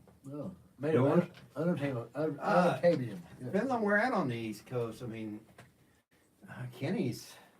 He's in East Kentucky. He's so. in East Kentucky. I mean, if you were in Virginia, Maine, Virginia or Maryland, Right. or Pennsylvania, would depending on where you were at, it wouldn't be that horrible of a drive to get parts right. Right. Well, Dave Beaver said 24 years, believe me. No doors out here. Dodge run way too hot out here, so they get crushed quickly. Get over here. Well, Get over shit. here, Wesson. Well, I mean, My dog is going to get them Okay. 2 cameras yeah, eventually. he's going to knock them over. I don't know, Dave. I mean, Jim's got a pair of Ram Charger doors like with electric windows and stuff, but man, they'd have to be palleted. And that's going to be an arm and a leg. Arm to and ship. leg, and yeah. Man. Like I said, if you were anywhere close to Eastern Kentucky, I know Big Kenny's got a set. Yeah, I mean, but it might be like he's only got 2 slant 6 trucks. For me, I've got that. I bought the slant 6 power steering setup from him, and the post office lost it. What's he looking for? What was it? Me, it was the Oh. power. Looking for both driver and passenger side door. Like I said, if you were anywhere in that area, but Right. if you're talking about the one in Vegas. Yeah, he's in Vegas. Yeah, area. even in Arizona, they're not hard to find. Well, I mean, he said it was because they ran too hot out there. They got crushed quick. That's probably true. So- We had that problem too. Back in the late 2000s? Oh, cash for 2008. clunkers, man. That Oh, fucked they everything killed. They were offering $300 a ton for scrap iron. Oh. People were crushing God. everything. I remember that's when I worked at Iconda, at a car dealership, and they would bring these cars in, and they had kind of 55-gallon barrels. It was called liquid glass, and they would drain the oil out of the cars, and they would fill it up with 5 quarts of this shit, and they could hardly have time enough to get it out of the bay before the car locked up. It was crazy, and we'd have to put it neutral, and we'd have to push the damn thing the rest of the way and line them up. I mean, there was OBS Chevys, there was bullnose Fords, and it was nuts. Unfinished project. I can smell the salt. Unfinished projects. Didn't you go to No Name Nationals? Don't you? If you do, that's I think like I'm in a hurry to sell my parts. Right, yeah. You know. We can look into that, Dave. If we get closer, we can find some decent doors in this part of the Yeah. country. Like Seth Singleton said, I can check with Fastenal. I mean, Fastenal, you can ship stuff through. There was one in Marion, and there was one in Carbondale, but I think they closed. So I'd have to go see. Let's see here. Yeah, Obama Trying to get there hasn't worked out yet. screwed up the Yeah, shit. 'cause if he makes it to No Name Nationals, I mean, you're like I said, you're within 100 miles of my house. I'm going.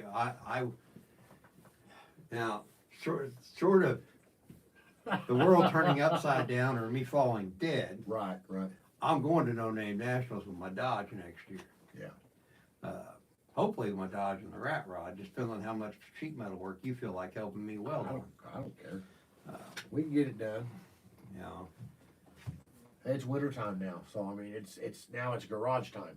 So I mean, it's just a factor of getting up here, make a weekend, we hit on the damn metal. That's fine too. get that body work done on that truck, get color on it, and then it's just wiring. Yeah. And putting it all together. I'm out on wiring. I hate wiring. God, do I hate wiring. believe it or not, I'm a geek when it comes to wiring. I really get into it, Hi, buddy. and I don't want anybody else doing it because if I'm at the track, Right.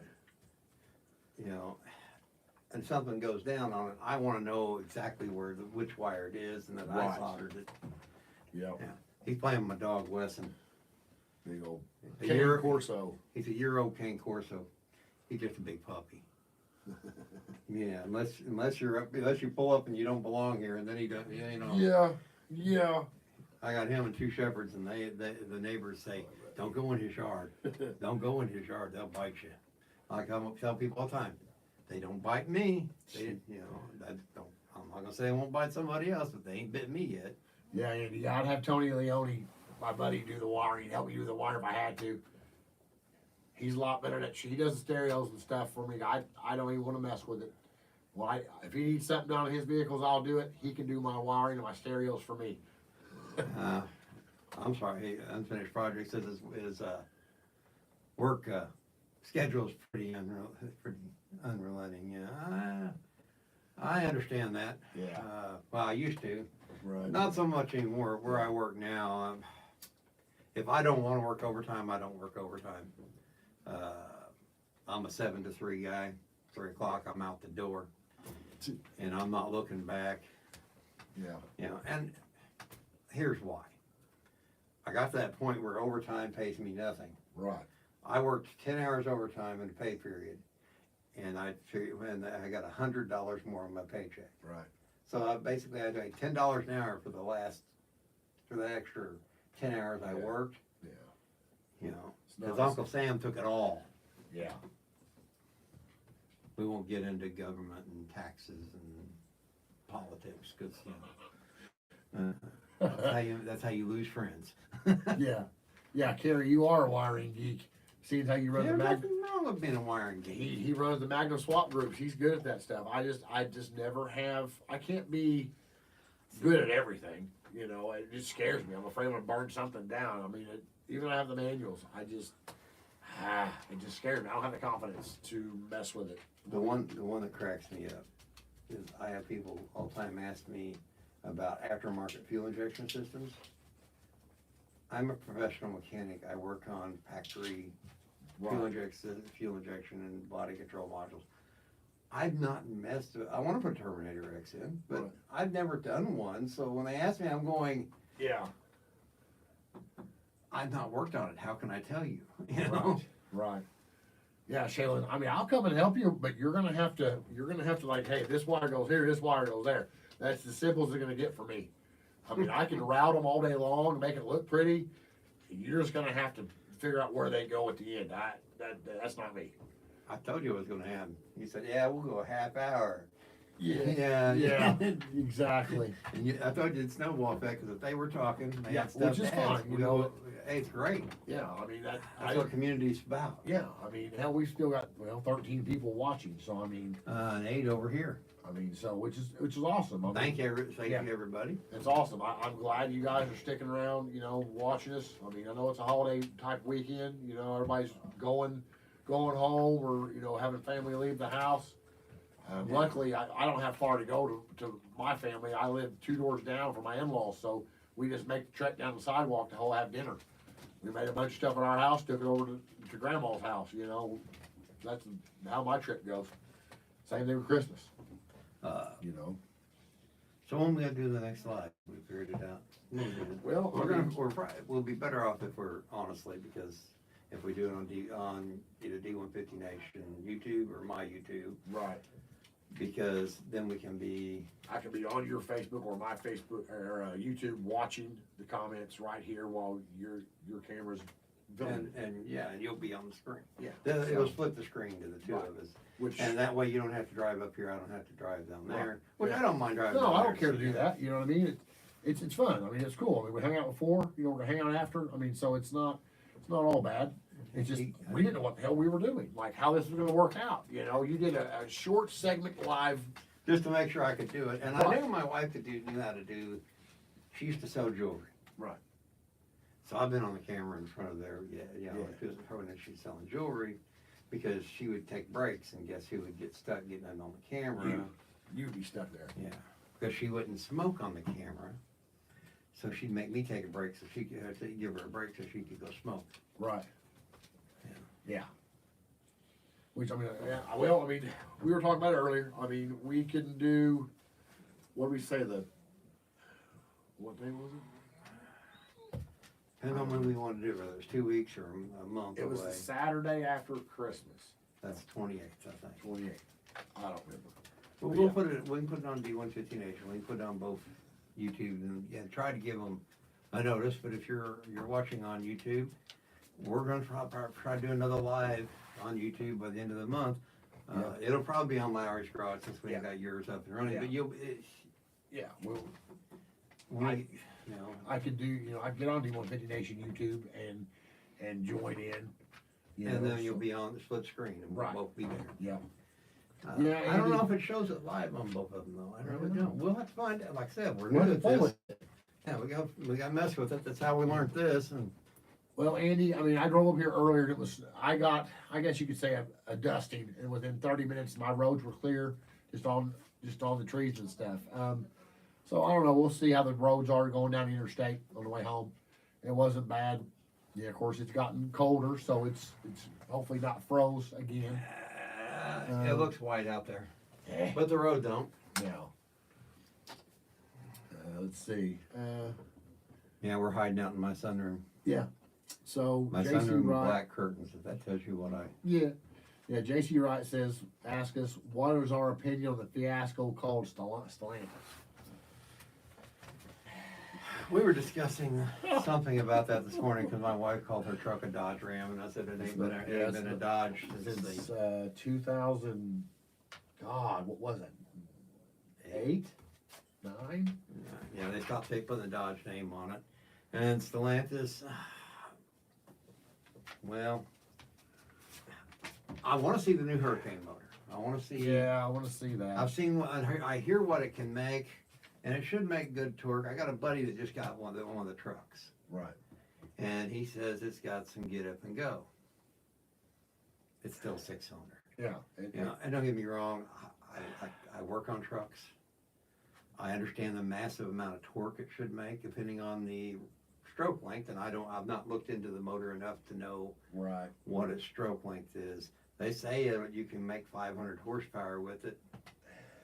Twin turbo, See, it's like anything that first. but every day I drive at work. We have one of the new half-ton Chevys with a turbocharged 4-cylinder, and it runs good until you hook a trailer behind it, and then it's a worthless piece. A trailer, a little 12-foot long trailer with a 0-turn mower on it, Right. and it falls on its face. Yeah. You know, Yeah. Let's I see. think my 6-cylinder, my 65 6-cylinder Ford truck that I drive all the time, Yeah. F100, yeah, I think it pulls the trailer better than that truck does. We had one where I worked General Dynamics, and my buddy works for the building and ground. He said they bought a brand new half-ton to pull this heavy ass cargo trailer for their mowers. He said it don't even do worth a shit. He said they're gonna burn it up before it hits 20,000 miles. Oh God, I just gotta ask about the Tesla truck. Oh God, no Cybertruck, no. Hey, no get thank over you. I'm good. Listen, get over here. Let's see. Yeah, Pat Browning said find me some working power locks for the 150s. Well, Working power locks, I thought that was a year old. yeah, you're gonna have to just buy a universal kit for that. I mean, They would go bad at a year old and you'd never get them to work again. yeah, you'd better off just get rid of that setup and buy you a good set. I don't know even who offers power locks. I mean, Auto Lock does. I mean, they've sold all kinds of stuff for years. That's how I'm trying to find good power window regulators for a D150. Yeah. Yeah, God. that's why the old Rot Rod, the 86 I had. That's why it had to have floors put in it because the window would get stuck down, and if it rained, it just got wet inside. Yeah. That's why I went to manual windows. Right. That's the only way to go. It's a lot less of a headache for me for sure. Oh, who is it? Somebody was talking about making one-piece windows for. Raul was talking about he's working on the one-piece windows. He also wants to do flush mount windshields and flush mount back glasses. And I don't know how that's going. I don't know if it's at a standstill with whoever's messing with them, because I love my wing windows, don't be wrong. But you know what? Again, I like to be different. And if I could put a one-piece window on my truck, I'd be all for it. See, years ago, I threatened to cut the rain gutters off one. I still want to do that. I want to chop them off. If you look at them, close, like the seam lines at the back of the cab, Dodge did so horrible on Oh, those.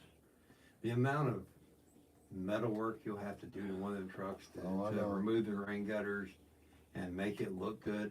Don't get me wrong, I'd be all in if I was doing one. Oh yeah. That's why I tell people I don't want to build a show truck. I get teased all the time by my friends that watch me on YouTube. 'Cause I always say it's a drag truck. It's not a show truck. Right, but then right. if you've ever been around me and you see the body work I do, It's show truck worthy. yeah, I'm meticulous about it. My Right. Harley is a rider, but she wins trophies every time we show it. Right. Because, well, if you're going to do it, I was taught my dad was a picky body man. He taught me to do it right. Do it right the first time. Yeah, Dave. That I'm aware of, it's Raul that has the one-piece windows in the works. Which will be cool as shit. Yeah. Yeah. Yeah, because I was talking about that to I forget what it was today about. Might have been. Well, I think it was Will McFadden on Dodge Truck Hemi Swap, talking about the one-piece windows, and what about the weather stripping? Well, in the glass channel. So I was thinking if that's the case, we'd have to have 2 sets total, and cut up a set to join the other half that's in there. I don't know. I would love to have a one-piece window, just If they did it for square body Chevys, which they did, right. and I've done it for 67 272s, I it wonder, can be done for, the trucks ain't that complicated. It can be done for it. right. I wonder how off the 67 through 72 windows are in the frames. I'm kind of curious now. I got to think about it. Well, they make them though for them. I know. So if it ain't that bad, I mean, you can get the one-piece windows. You could probably have. Well, they're going to be tempered, so you can't have them cut. Shit. You have to have them made. I was hoping to get the windows, and maybe have them cut to fit. Yeah, I would like to see a flush mount glass. The C10 is okay, but not worth the money. Yeah, I would like to see the flush mount glass for our trucks, but I don't know. I mean, it's Get back here, buddy. probably a lot of R&D that we don't see, and the last time Raul talked about the side windows was going to be at $600, but that was supposed to be both side windows, all the weather stripping. I don't know. I haven't heard any updates about that at all. So I might have to message him and find out, because that's definitely something worth looking into, because everybody seems to be, there's 3 or 4 guys now that actually are interested in it. So The other one that he needs to look into, you both mentioned that he needs to build a tinted cab light, Yes. the bed lights. yes, Raul needs to get on the bandwagon of doing Red and Tinted. tinted, because we got the clear ones already, but the red and tinted cargo lights. So you can you can either have make it a third brake light, or tinted look to cargo light. They ain't worth the damn anyway as a cargo light. So I mean, it'd just be cool to have a tinted one. You can use VHT nightshades on it, but if it's actually tinted as to like his tail lights and his marker lights they would actually blend in better and be all the same shade, I guess you could say. Yeah, and that's what I want, because even though it's a drag truck, I was gonna fill the holes in. Get over here, Wesson. Yeah. You wanting out of here? Honey, will you holler for Wesson? Oh, shit. Go that way, Here, dude. Wesson. Here, buddy. I think it's your chair, you can't get Come past. here. Come on. Over here, buddy. Come on. Wesson, he's being stubborn. Yeah, he is being stubborn. West. He thinks he needs to go between us. Yeah. Hey, We can Wesley, get it. Come here, buddy. Over here. Wesley, come here. Over here. There you go. Damn. But If he goes under, see, there goes the cameras too. Come in here. Lay down with me. yeah, Brandon, that wing is my AC. It's not the electrical stuff, what do you think of the Tesla truck? Well, honestly, I've not been around one because it costs too much. Yeah. Oh, you want to hear a dumb one? And it's a little bit, there's a deal set up where they want to come into low-income neighborhoods and put charging stations in. Oh hell. Like, what low-income person can afford a $50,000 to $100,000 electric car? Yeah. Yeah. No, Dave, I was saying that I was kind of curious of how the C10 one-piece windows, how the shape is compared to our door frames in our trucks. That might be something to look into. They might be very similar. I don't know if, the 67 through 72s or the, 73 through 87 square body Chevy stuff. I don't know how close or how off they are. But it's something maybe, we could maybe find out from somebody that might have a square body that has one-piece windows. Let's see. Yeah, the wing, Pat Browning says, that wing is my AC. Well, yeah, it is, your AC for some people, but I just roll my windows down. I mean, if I have it's my nut cooler, as I call it. But that's just, Really? I've had too many bees and stuff over the years, and wasps hit that wing window, go right into my crotch. That is not a fun time driving a truck, having a bee laying on your damn crotch. No, I'm good. Let's see. JC Wright says, question: your lower truck seems to have an excess amount of rough ride on a not very smooth road. No, Not really. it doesn't. No, I mean, if you do it the right way, which is, you can use your stock coil springs, use van lower control arms. Your ride is still there. Your geometry's off. I don't care Yeah, what anybody you're says. lowering the center of gravity, but you're not. See, people, how they used to do it, they used to butcher them by cutting the coil springs. Well, when you cut a coil spring, you're taking the coil rate different. You're making it worse. You're making it ride rougher because now it doesn't have the spring capabilities that it used to, because now it's shrunk. Because I believe what they were saying, there's a YouTube video on there that for every quarter of a coil you cut is 1 inch of lowering, which in some aspects you probably could do that if you wanted to get, say, you do a van lower control arm with the stock half-ton coil springs, and you want to go 4 inch, you cut a 1/4 inch off a coil spring off an old one. Like, try your old set, buy your new set, because you probably have the Dodge Lean. So buy your new set of a pair of coil springs, cut your old ones, a 1/4 coil off each one, and see what that does for you. It's a matter of, popping the lower control arm out of your knuckle and putting it back in there if you don't like the ride. You just see how it is. But mine rides great. And I use stock D150 shocks, front and rear, my stock coil springs, and then I just use van lower control arms. And it rides amazing. I mean, it rides better than I think the stock truck probably ever did. And that's the misconception. My wife always gives me shit. Oh, it rides like a log wagon. Well, she's never actually ridden in it, and she don't know. She's only rode in the vehicles that our friends had back in the day that they butchered to lower, because of course, we were poor, and they wanted a lowered truck, but couldn't have the money to buy the actual legit style lowering kit. And the only problem with their theory on for every quarter of a turn, when I did the drag strip, Right. if you notice, I took some off the top, some off the bottom. Right. Because you're in the flatter part of the spring at the very beginning, you can get less rebound. You lose less height if you Okay. cut off a little bit in the flatter area. Yeah. Because I was trying to be so particular about exactly what height I wanted it to be, Yeah. that you just cut a little bit off each end instead of cutting a half a turn off one end. Huh. Let's see. JC says, my truck just seems to have a lot of shake after the initial shock of a bump. I have all brand new shit. Well, I'm Is it- thinking, is it bump steer? Is it lowered? Yeah, it's lowered, like this. Then you're probably getting bump steer. So what I'm thinking, okay, I'm gonna ask this question, I'm just gonna ask it. Did you cut the upper bump stops off of your upper spring pocket? Did you cut that off? That's one thing would make it ride like shit, cause you're bottoming out too quick. Of course, I'm not saying you didn't, but that's one telltale sign. If you didn't cut those off, that's one thing.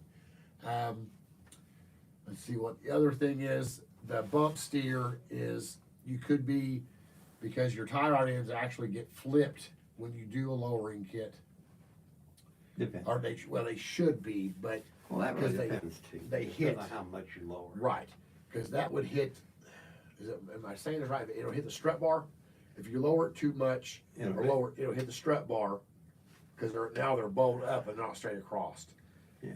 I think They can hit the bar. strut bar, and usually they hit the strut bar when you turn. Well, Yeah. they're bad about doing it Right. when you turn. The But the problem is when you go down, you get closer to the strut bar. right. That- So Part of the reason we built my kit was to eliminate that. right. So I haven't personally done it, but you use a 7-degree reamer on the bottom side of your steering knuckle where your tie rods mount.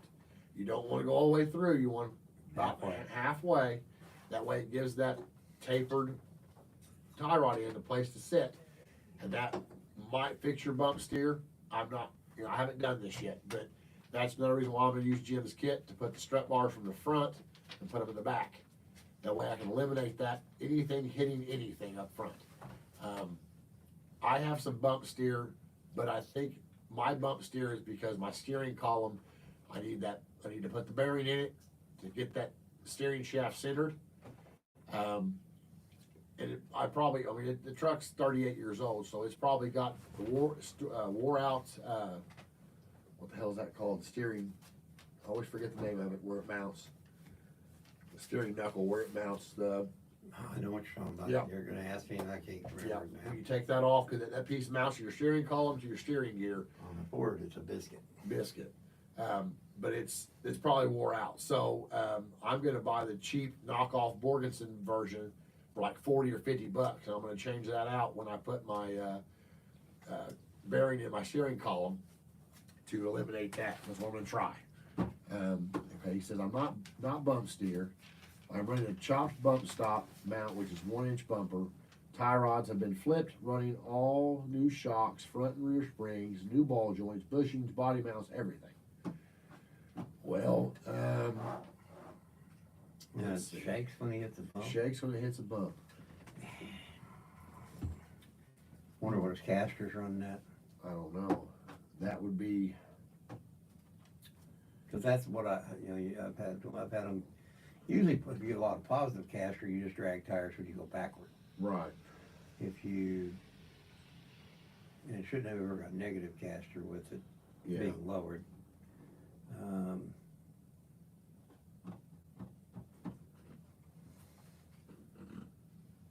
He said caster's at 3 degrees.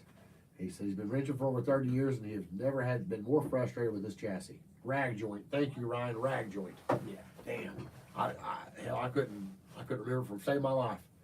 I don't know. I mean, everybody, seems to, have some issues, but I'm not getting it. I don't know. You've done everything that would fix that. Now, the only thing that I did differently is I completely removed the bump stop off the upper spring pocket. I took it completely off. That could be what you're hitting. I mean, I don't know. I mean, apparently you must be hitting a pretty damn good bump to shake it. I don't know though. I mean, Pittman arm. Let's see, rag joint. There we go, rag joint. Yeah, Dave. Ryan got it for me. So JC, you're running the new rag joint. Maybe you go with that cheap Borgenson knockoff steering shaft where it bolts, it slides onto your steering shaft, when your steering column, it set screws, and then it slides down to your steering gear and gets a set screw there. I have one on my 82, and my 82, it rode great. That's what sold me on it. That was my first truck I'd actually ever lowered, and I was worried that how it was going to ride like shit. So Usually,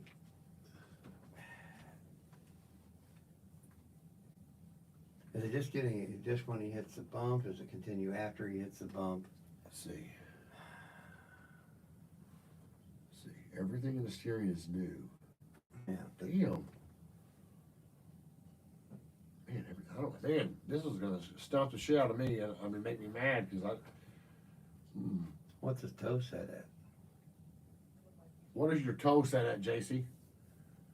It's whack. You can watch the bed shake and mirror. I have tried static and dynamic balance of tires. Ran 3 different sets of wheels. Hold it. Holy shit. In the mirror, in the mirror, you see the bed shake. Yeah. She checked his spring bushings, leaf spring bushings. As the front leaf spring bushings come loose and you hit a bump, your rear end actually can Right. do that Right. for a second, and it will shake the crap out of it.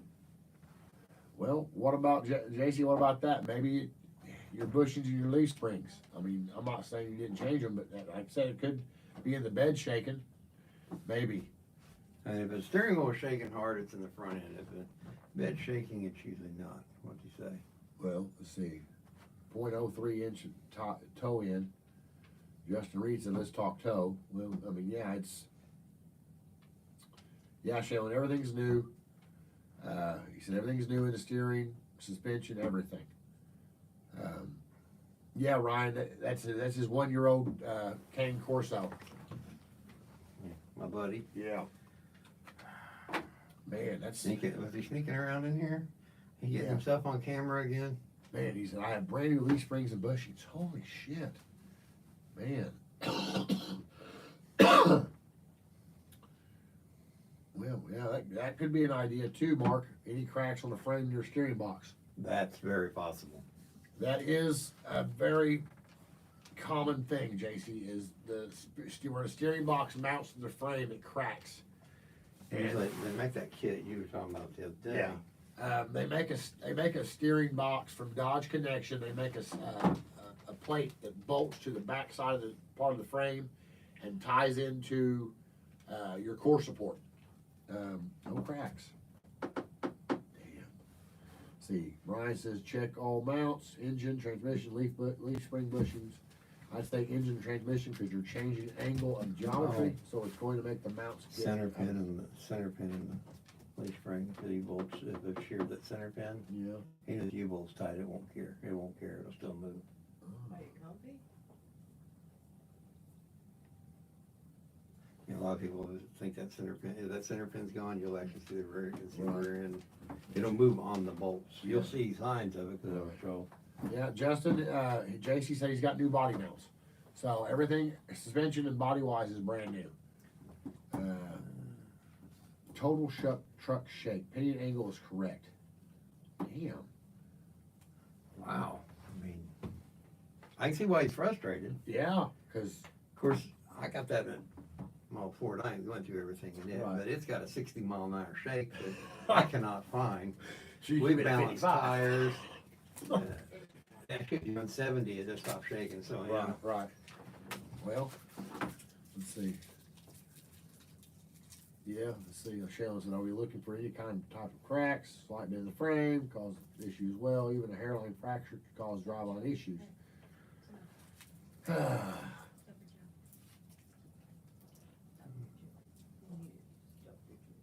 I don't know. Man, everything I'm thinking about, he's already replaced. He's already replaced, and that's Damn. And there's, 4 or 5 guys on here saying the same Same kind of thing. shit. It's like, damn. oh, there is the last one. Yeah, motor mount, transmission mount, everything has been replaced. Holy shit. How are the wheel bearings in the rear axle?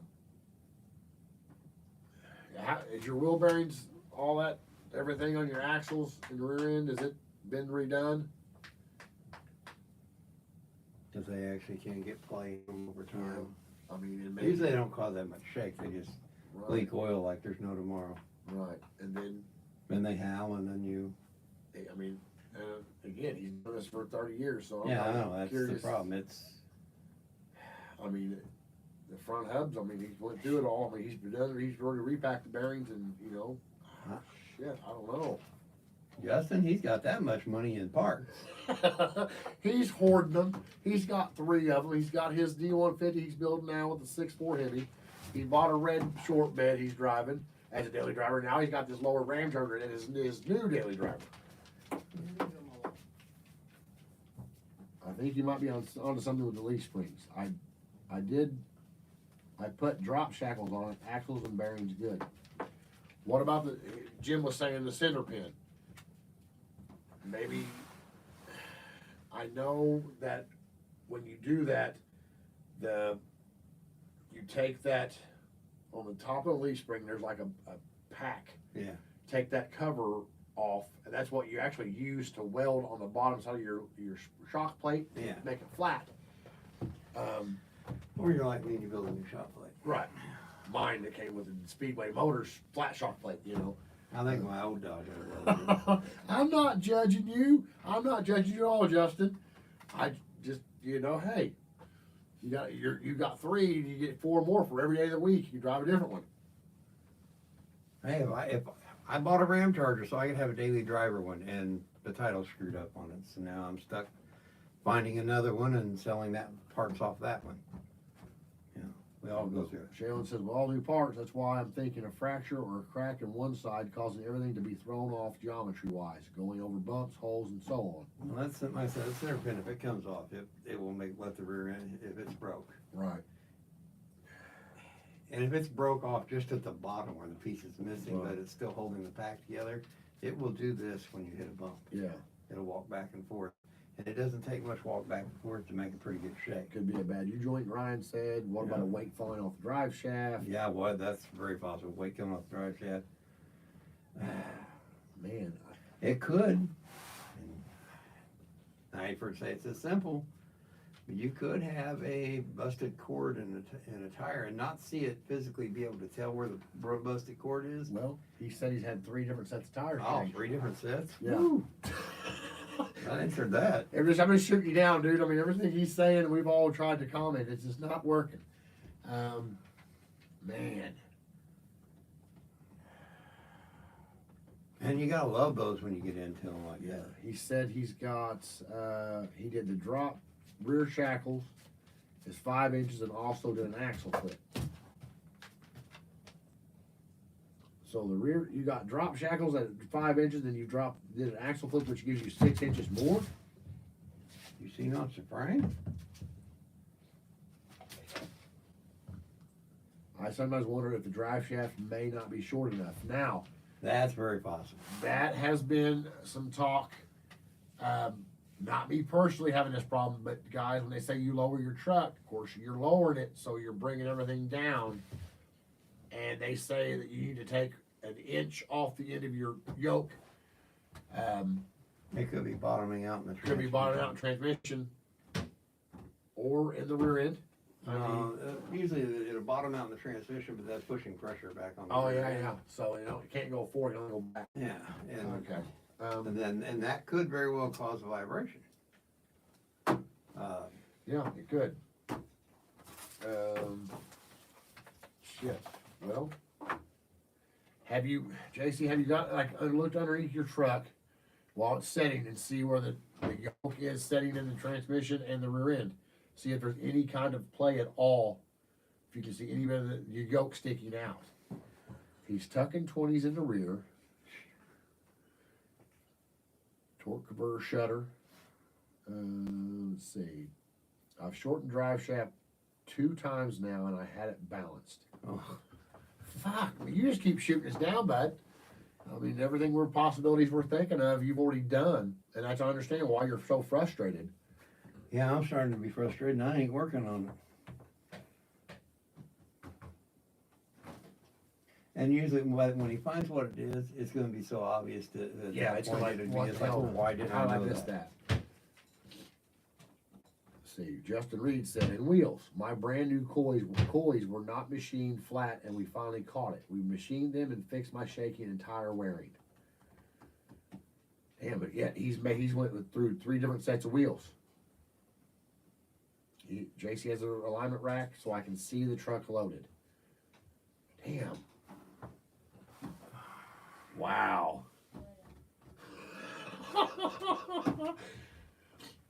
I'm rethinking this live thing, these questions I ask. I think I've stuck my foot in my mouth. Oh, no, it's, hey, we all learn from that. So, Yes, you know, yeah.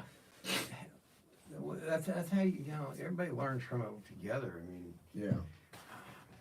I have people say, well, how'd you learn how to do all the stuff you do? Well, I learned because of other people. Yes. You know, Yes. my uncles were mechanics. My dad was a body man. Yeah. You know, and then I worked with a lot of great mechanics. Right. And I worked with some really good fabricators and welders, so I learned a lot. Yep. All could be shit. Not many things are quality these days. That ain't no lie. Well, that's a big problem.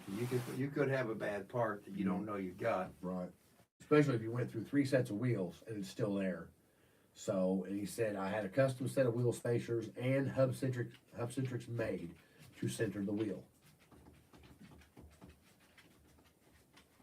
Okay, JC, have you tried taking the spacers and the hub centric pieces off and maybe running a set of the stock wheels for your truck, you know, stock 15s, and see how it rides?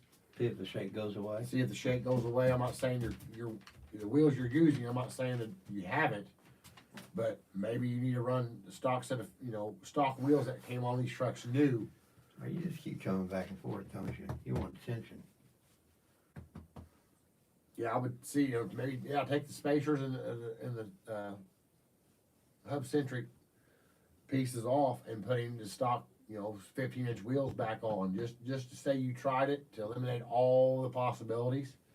That way, if that's the case and it goes away, you know it's somewhere in the spacers or the hub centric pieces. Damn. So yes, he has still fucked up. Damn. Ah. Wow. I don't know, man. JC, where are you located? Where are you at? There's got to be somebody on this live or somewhere that could possibly give you a hand. Could be Shannon says could be an off balance drum as well for rear brakes. Could he have a bad shock? A shock that's Justin, he's never. huh?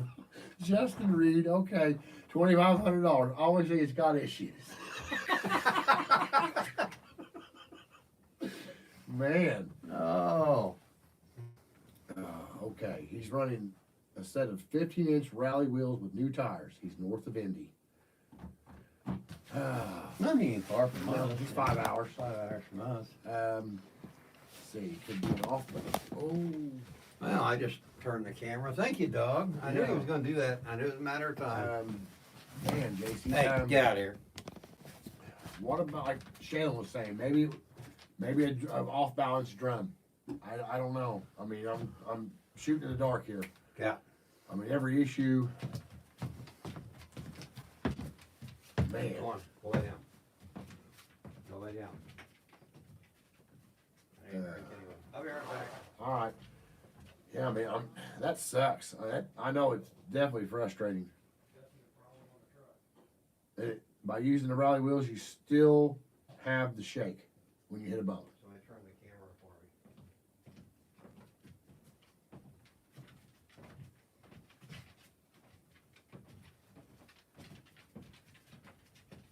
Let's see, maybe an uneven rotor surface on the mounting, maybe not on the wheel side, might be on the truck side. Man, that's crazy.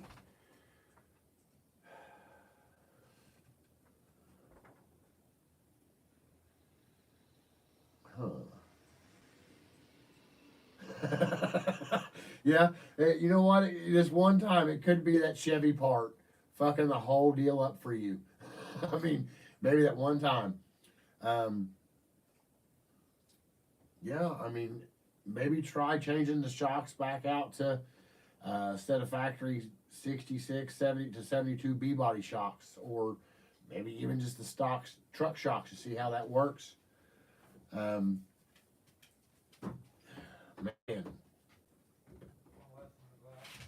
I mean, being air shocks, it might be something with that. Maybe one of them have a small hole in the, I don't know. That is crazy. But yeah, I would say, well, at least we're all kind of on the same page, you know. Now we've got an idea, maybe air shocks. He's already got one still, he never opened it. Yeah, I'm good. I'm gonna open it now. Yeah, I got into this live thing, so I was just kind of like, I forgot it was sitting there. Yeah, I know, it's, But yeah, I mean, maybe, yeah, like you said, he was thinking maybe air shocks, because it's maybe the air shock is a fucking Chevy part. So maybe I said maybe that one time the Chevy part of the Dodge might not be good. Hell,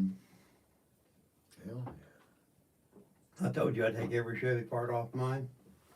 If somebody wants to donate me a right, big block, yeah. big block, makes 600 horsepower or better, or a small block that makes 600 horsepower or better, Right. yeah, I'd even take a new Gen 3. Yeah. Well, Brian, if it is a bent axle, would you not think you would feel it all the time? If it was bent, I mean, even under a load, I mean, you would think you would feel the vibration, or when you hit a bump, you know, it shakes. I would think you would feel that all the time. Yeah, you could. Oh, damn, he runs about 50 pounds of air in it. Maybe, well, I mean, so Jason, you've got like the 79 or 80 to 82 Corvette air shocks on it, on the rear. Yeah, maybe drop the PSI on them, or change them, like I said, change them out to a set of pair of stock D150 shocks in the back. Yeah, I mean, at 50 pounds, that's a lot of air. That could be, yeah, it could be because they don't have nowhere to go, so it's just, when it actually gets to you know, spread out, it might be freaking out when you hit something. 1972, okay, yeah. Yeah, maybe lower the PSI on them and see, because if you're running with nothing in the bed, I would say give that a shot, you know, lower it down like Justin said, 8 to 10 PSI. Unless it just makes you where you rub it. If you're not C-notch, that might be a problem. Say on a smooth road, absolutely no shake. Yeah, but the shock, probably wouldn't shake on a smooth road. Right, heavy bend, lower, low speed. Yeah. Yeah, try that. Let's see. I know he don't live in Southern Illinois, because there's no such thing as a smooth road. in Hell Illinois. no. Even the 57 being repaved, it's fucked up before it's done. You got to start over. We don't have smooth roads in Illinois. No. Unless you live by Chicago. Yeah. Yeah, I would try lowering the PSI on them and just, you know, drop it down to 8 to 10 pounds, see where you're at, give it a shot. And if that don't work, hey, like, you know, go buy you some, you know, cheap stock D150 shocks. Give them a shot and see. I mean, at this point, really, what have you got to lose? It just makes you frustrated because you can't enjoy the truck having to shake when you hit a bump. Yeah, you know, $50 wow. to, you know, it's like once you shake the glass, it's rippled. Huh. Yeah, well, that can be a shock. If there's bad valving in the shock, Yeah. once it starts, it literally has that effect. Right. Yeah, I mean, like I said, try that. Go from there. Lower the PSI on them and give it a shot. Drive it around. Go find some bumpy roads. At least we're all kind of somewhat in an agreement with that. Now that we've figured out something, we've shot everything out. You know, that's what I would do. Try to lower PSI. I mean, it doesn't hurt to push the valve core in, or take Schrader valve out, you know, push Schrader valve in, let some air out of it, see what it is, get you to 8, 10 pounds, and ride it and see what happens.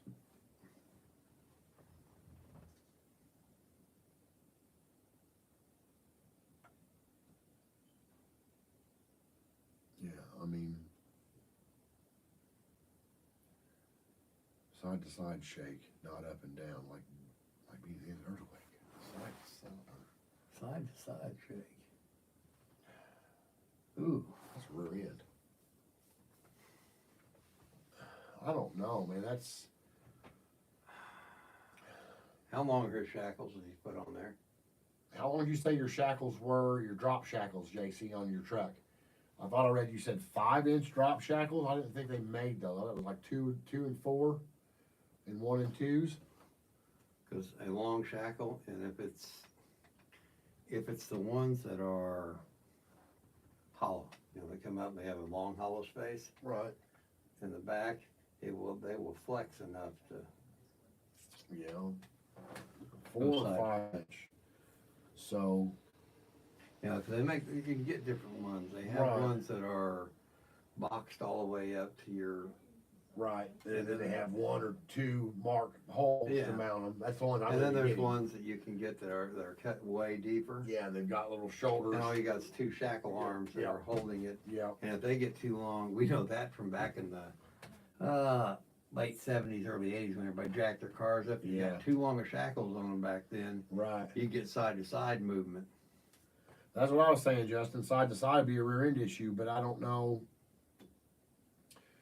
Maybe, like I said, maybe the shackles are not boxed enough to handle that side to side motion to kind of contain it. And when if you hit a bump on one side, it's gonna twist Yeah, it, start yeah. that, and then it's gonna have that ripple effect till it stops. It's at least 4. Oh, I wish I had a piece of paper. I'd just With draw the it out. shock angle reduced, that might be part of the issue. Yeah, Because he put them at a less of an angle. that would. By putting them. Yeah, but if I'm not being this way, but I'm being more this way, Right. or, you know. We're fighting each other. Well, it won't be keep side by side Okay. away as well. In drag racing, we use panhard bars for the simple fact Right. that we run our shocks straight up and down. If you don't, they'll get you'll have Right. side movement. Well, the shocks and leaf springs are supposed, when you lean them in, it's supposed to help keep the side to side from happening. Right. And Shayla's still convinced it might be frame crack somewhere. It could be a cross member. Yeah. Rear cross members, the pins get loose. There's Yeah. a cross member right there by your rear hangers. Mm-hmm. Yeah. And if the pins get loose in the frames, the frame rivets will and shit. flex. Yeah. Yeah, JC, I mean, take those shackles off and see. I mean, it might be something that will fix it. I mean, that sucks, but you know, yeah, exactly, Justin. You couldn't hurt if you try everything else. I mean, Pat Flowers, do you have any space between the end of the shackle and the leaf spring? Huh. Man, that's just making me baffled here. It's crazy. But yeah, that used to be a thing back in the late 70s, early 80s. Everybody jacked their car up real high Right. with big Yeah. bubble shackles. And then you'd hit a corner and they would literally, Wow. you could feel the rear end just give to the side when you went around corners. I had the body completely off this truck. Frame is good. No, Okay. the shackles are a good question, though. You know, depending on how long, whether it's boxed in, because they come down and they go into, Right. whether it's boxed in way down or if it's got long ears sticking up on each side, Yeah. the long ears can give, Yeah. especially with the shocks at less angle. Right. Yeah. Because they're only they're probably what, 1/8 inch, maybe. Maybe depending on what ones you got. And that's what's holding damn rear leaf springs. You know. Good conversation, though. Yeah.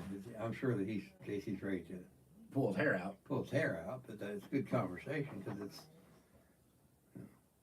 kind of why I like Okay. lives. I had to use a hardened washer to fill the space left in mine after I put the Lowery shackle on. Is what Pat Flowers said. I mean that. JC, was there a space in between where when you mounted your drop shackles onto your leaf springs? Was there? Or in the mount. Yeah, or on the mount. A&W. We're drinking hard. We're drinking real hard tonight. I'm getting a coughing fit now.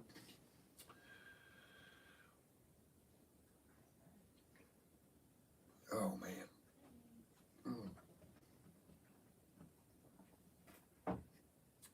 You say, what the fuck is going on with this thing? Wow. That is crazy.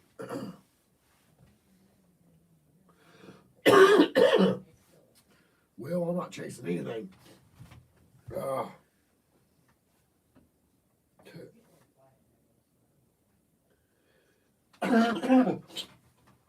Jesus criminy. You gonna live? I'm gonna live. Let's try to do a I coffee really, break. I can call an ambulance for you, but No, I'm good. Nah, The smoking. good news is we have a rescue squad like 4 blocks away from there. I'm good. I'm good. Even in little hick towns in southern Illinois, you have rescue squads. They may not be there. Yeah. But I didn't have to use washers. Good fit. Well, I'm still wondering about the ears, yeah. how they're made. So, JC, on your shackles, were there ears coming down from the shackles itself where you mounted them Before it crossed before over. it crossed over? Where you have like, the bolt holes, depending on how low or how high you wanted to go with it. That might be some of the problem where, depending on where you have it, it might be, bolted at the 4th hole from the top. So you've got that sway. I don't know.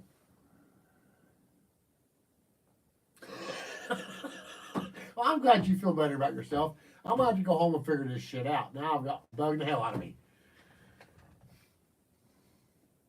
I think there's been a lot of guys here, on here telling us, helping us all. We're all coming up with the same ideas, and you've already done it, which is great. Yeah, I mean, these. We're on the same track, but damn. Sounds like he's been a mechanic for a long Yeah. time, and I've been a mechanic forever and a day too. And you find ones that you chase, man. There's some that drive you insane before Just- you figure it out. One set of holes in the shackle. What about how long are the? What's the distance between where it mounts to the leaf springs to your hole in the shackle? Where it crosses, there'll be a crossbar. Usually there's a crossbar, GM style shackle. There's Right. a crossbar that they tie together. Yeah, okay. And if it's like 3 inches from it, you can get play. If it's just below it, an inch or so, then you don't get Right. you can worry about it. Well, Austin, your radio cutting in and out. Randomly, I'll tell you what, it was crazy. On my radio, when I had a radio in my other truck, it wound up being a bad connection in the factory connector. Mine was the orange wire, I believe it was the orange wire, which gives you the power. Somebody had stuck tinfoil in that connector to keep power to it. So I actually had to, go buy the factory connector off eBay for like less than $15, and I got both connectors. And I cut and I soldered and heat shrink all the wires, which wasn't bad because they were color for color. I could do that. But then I plugged it in. I had constant power then, but it was all because that orange wire had a loose connection inside on the pin. There's a brace in the opening of the shackle between the bolt holes. Holy shit. Wow. Man.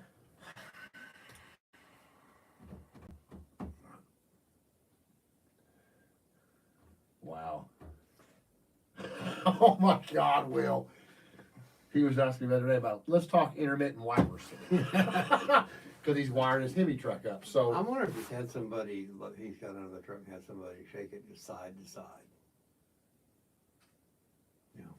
Give it the. right. Well, JC, have you done that? Maybe have somebody raise it up and have you shook the truck? Got underneath it, Under it. put it, on your alignment rack, and while you're under it, shaking it, and see if you hear anything. See maybe where the play's coming from. Man. And that's one of the problems with working by yourself a lot, Justin, maybe a blown fuse. Are you guys trying to say Dodge have wiring issues? It could be your Can't believe car's that. extended warranty is why it's messing up. I had a guy call the other day, I got one of them extended warranty calls. You have a fast way to get them hung up? I said, really, you're gonna warranty my 1965 Ford?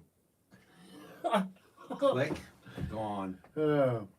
See, Mark Church's air shocks on old Lowery with the lift shackle setup was a real dream. I'm guessing JC has this setup a little less ghetto than that. You remember them. Come Wow. on. Wow.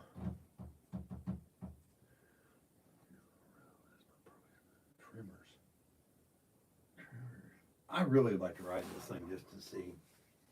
Wow. That is nuts. Trimmers. Okay.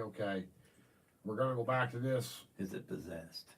It's Christine. That's That's little what red's it name is is. Christine. So your U-joints new? I mean, they could be bad, brand new. They could be bad. I mean, I'm taking a stab here. I'm just like baffled. Well, trimmers is usually, Does the trimming get worse the faster you go, or is it like a steady?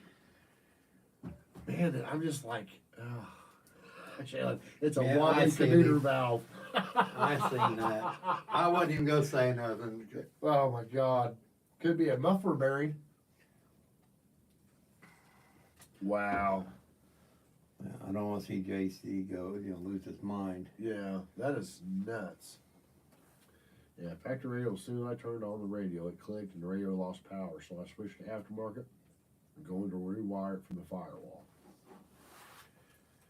I've never seen a Dodge truck with a wiring issue. No. I always see it butchered. So I can't say bad for Dodge. I'm like, well, it could be good. I just know that had to fix all the butchered shit over the years.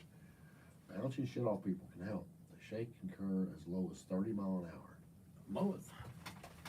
Alright, shakes as low as 30 mile an hour.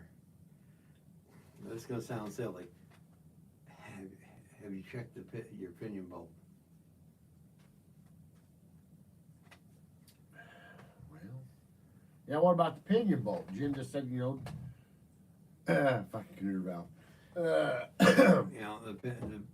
pinion bolt. Yeah, pinion bolt and bearing. What about that? Well, Andy, he said the pinion angle's set right on his truck, so.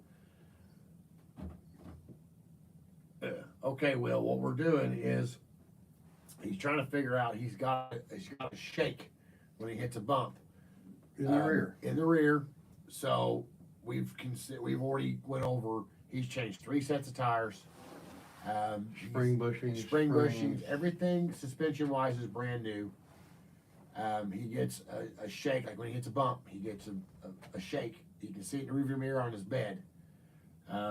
We've went through the shackles. And I hate to say this.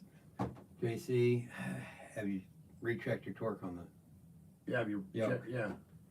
And I know you're gonna say yes, and I ain't saying to offend you, just asking, cause I've had them work loose. Yeah, they had a work van, had a death wobble, it was the tires. I know you had 3 sets. Do you feel it in the steering wheel? That's why I was saying bump steer, but we've eliminated that. Replaced the rear end gears with 390 I'm wondering gears, if we got about 5K. this thing done it again. I don't know how you can.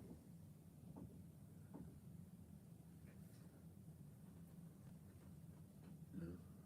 See, maybe it's your seat, bolt tray. You're always in there for being funny, Justin. If my truck's not shaking, it's not running. Unfinished project. Yeah. Okay, didn't get this problem until I got it really low. Has not checked the nut. Do what now?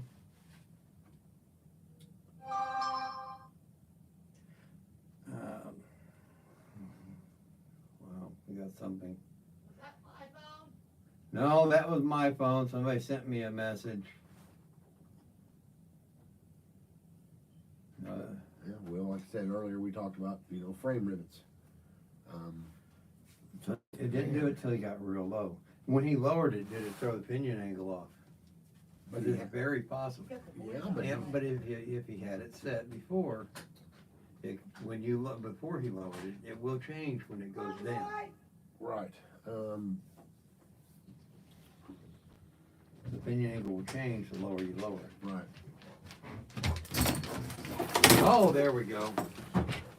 I knew it was coming. Facebook You just guys took are a the dive. victim of a big dog. Facebook just took a dive. The dog took a dive. Oh, Rotate your phone. You can't turn your phone. Oh shit. yeah. Well, you have to reset that. You guys are the victim of a very big dog. Yeah. There we go. No, out. Huh. Let's see.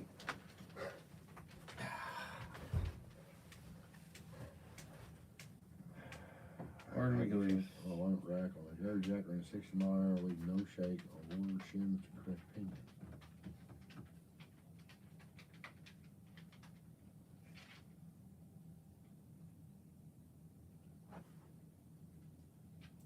Right, Justin, might be onto something.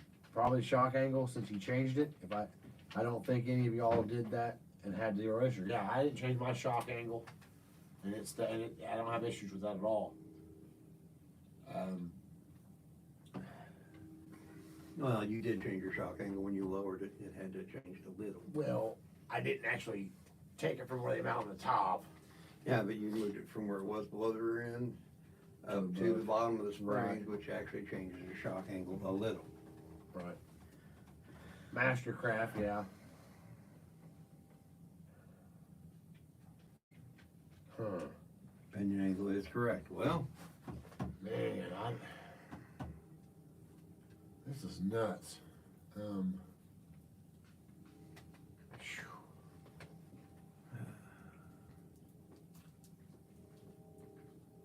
I would say just try lower the PSI in your shocks first. See what happens. You can make a post on D150 Nation. When and give us your results once you lower the PSI. See what happens. Right, he actually moved the mounts, so maybe try the one or two things, JC. Let the PSI out 8 or 10 pounds, drive it, see what happens. If that don't change it, do you still have where the mounts for the shocks used to mount originally underneath the bed? If you do, then I would possibly try to put those same air shocks back in those holes and put 8 to 10 pounds in there and give that a shot. I mean, that's two possibilities to try it. yeah. Right, he said multiple issues. So.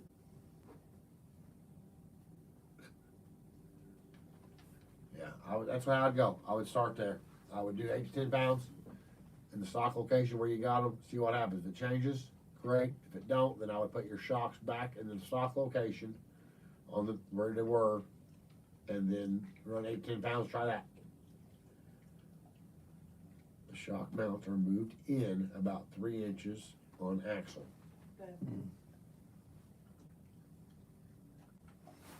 Well, that would make it more straight up then, It'll make them more straight up. and then that'd basically make it one Plus, it would make them less effective. right, because you're going from like this Well, to you're this. So you're now, taking your shocks from being wider out to closer to in. So you wouldn't have as much effective right, force, but at the same time, yeah, I think the best plan I see right now would be let some air out of them, see what Yep. they do. Yep. You get the other to get worse or to get better. right. That'd be something where you could, like I said, 8 to 10 pounds, where they're at right now, see what happens.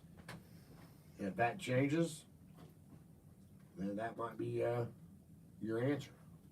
If it ain't, I would put the shocks back 3 inches out. I know it don't seem like much, but that might be why it's happening. For sure.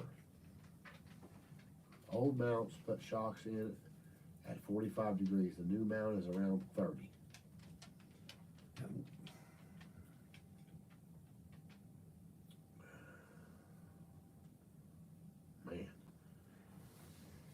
not running at 90.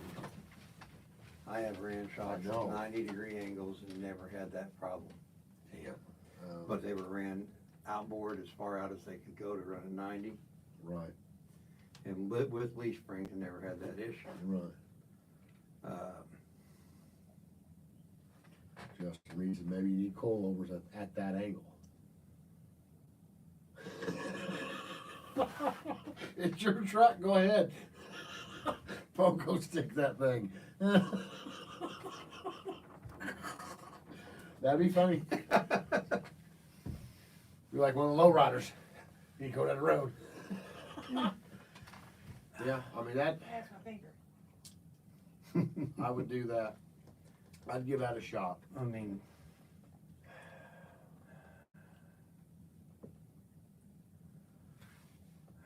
at this point, what does he have to lose? Right, I mean, exactly. you You know, know, I mean, it's- he's done everything that we possibly knew to do, change, Hey, boys, you're done. you know, yeah, let You got to let pump the your PSI out, drive it, see what happens. Man, it's just, that's making me mad. And I hate, you know, and then that, I hate having you throw more money at it for coilovers and then not fix the problem. Yeah, Unless you just kinda wanna go coilovers and you didn't really, you just bought them for, you know, to try out and it worked out for you. my friend does that on bumps. Oh, that's loose parts. Yeah, that's just his, Unless you rebuilt the front end of your truck, I'd say yeah, usually the drag link starts to get bad on them. mm-hmm.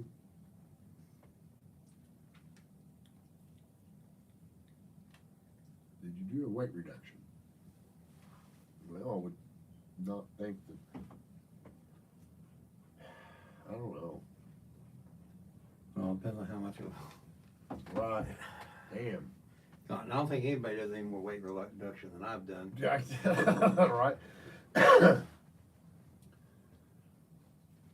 Yeah, watch link would stabilize the rear end. Yes, it would. It would not go side to side no matter what you wanted. Nope. Alex is asking if you're Yeah, man, I would definitely, I would, like I said, I would try, again, I would say try to let the PSI down 8 to 10 pounds, drive it, see what happens. I mean, that would make me so frustrated. Jesus. I need to lose weight. Nah. Yeah, Austin, yeah, probably wore out parts. You know, your truck's set for a while. I mean, I'd start saving and buying all the front end parts and get them all replaced, get alignment, you know. It'd be a whole new truck when you get all the parts replaced. It'd feel like a brand new truck. For sure.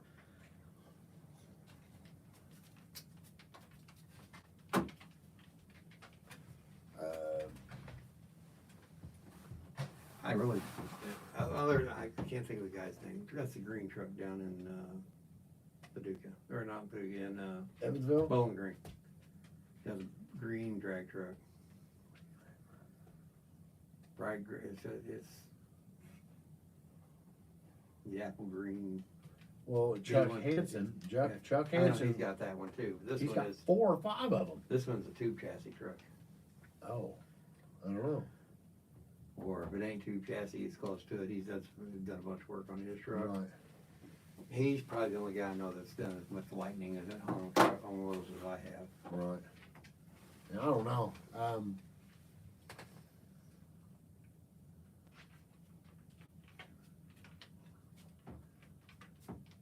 The hell, who makes the best replacement wiper motor? Now, you have the 2-speed, right? Or do you have the intermittent 3-speed? I can't remember. What do you got in your truck? I got 2-speed, Oh, guess what I got? 3-speed. Yeah. But I need the wiring and the dash piece and all Well, that I shit. can't I imagine where know. you could possibly get that from. Yeah, I know, right? I mean, it ain't like I'm gonna put it back in the drag truck. Yeah. Well, I've not done the Morganson steering box. I've actually considered really hard about going the red, is it redhead or red top? I guess it was one of the workers who used to work for Morganson opened his own place. And there's another one called Blue Top, I believe, or something like that. There's two different companies. Yeah, JC, let me out. Let us know. That's really driving me nuts, for sure. 84. Intermittent, low and high.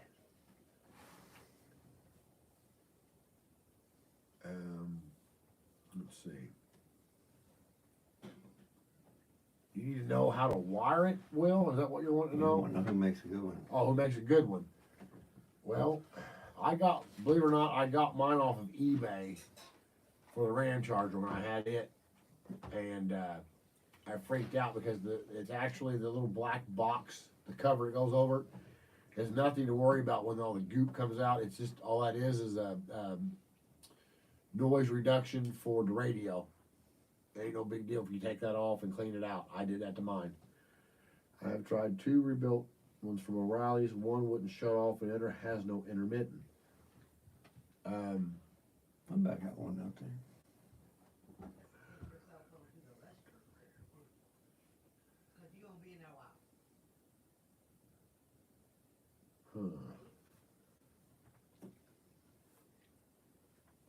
I wonder.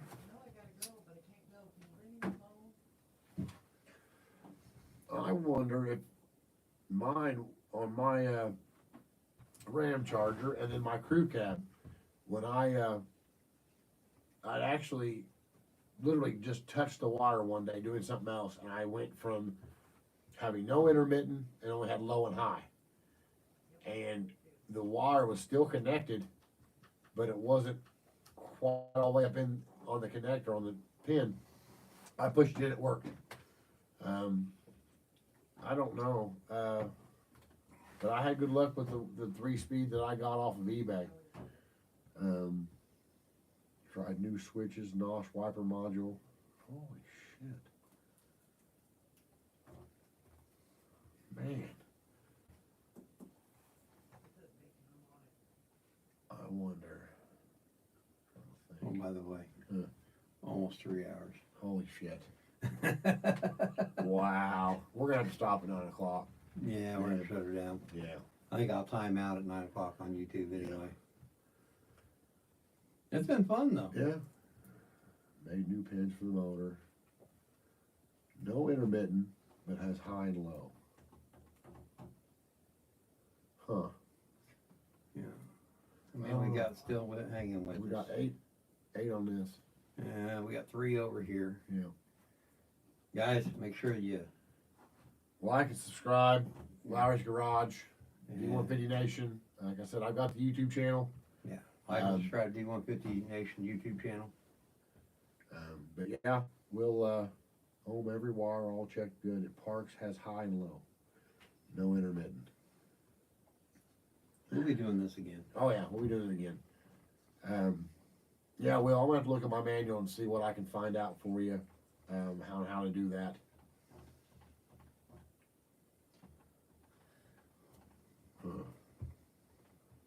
But yeah,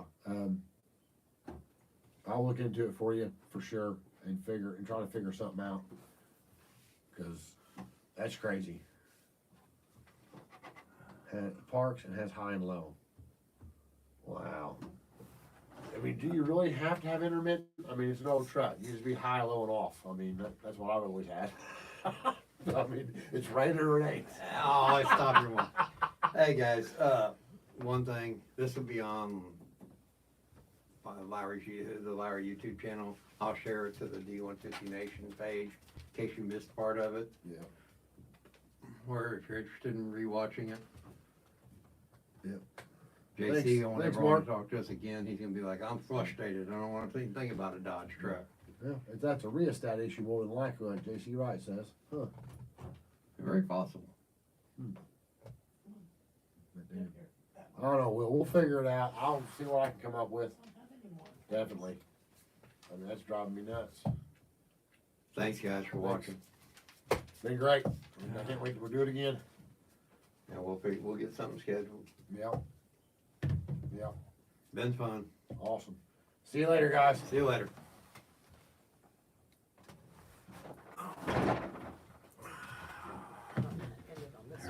in this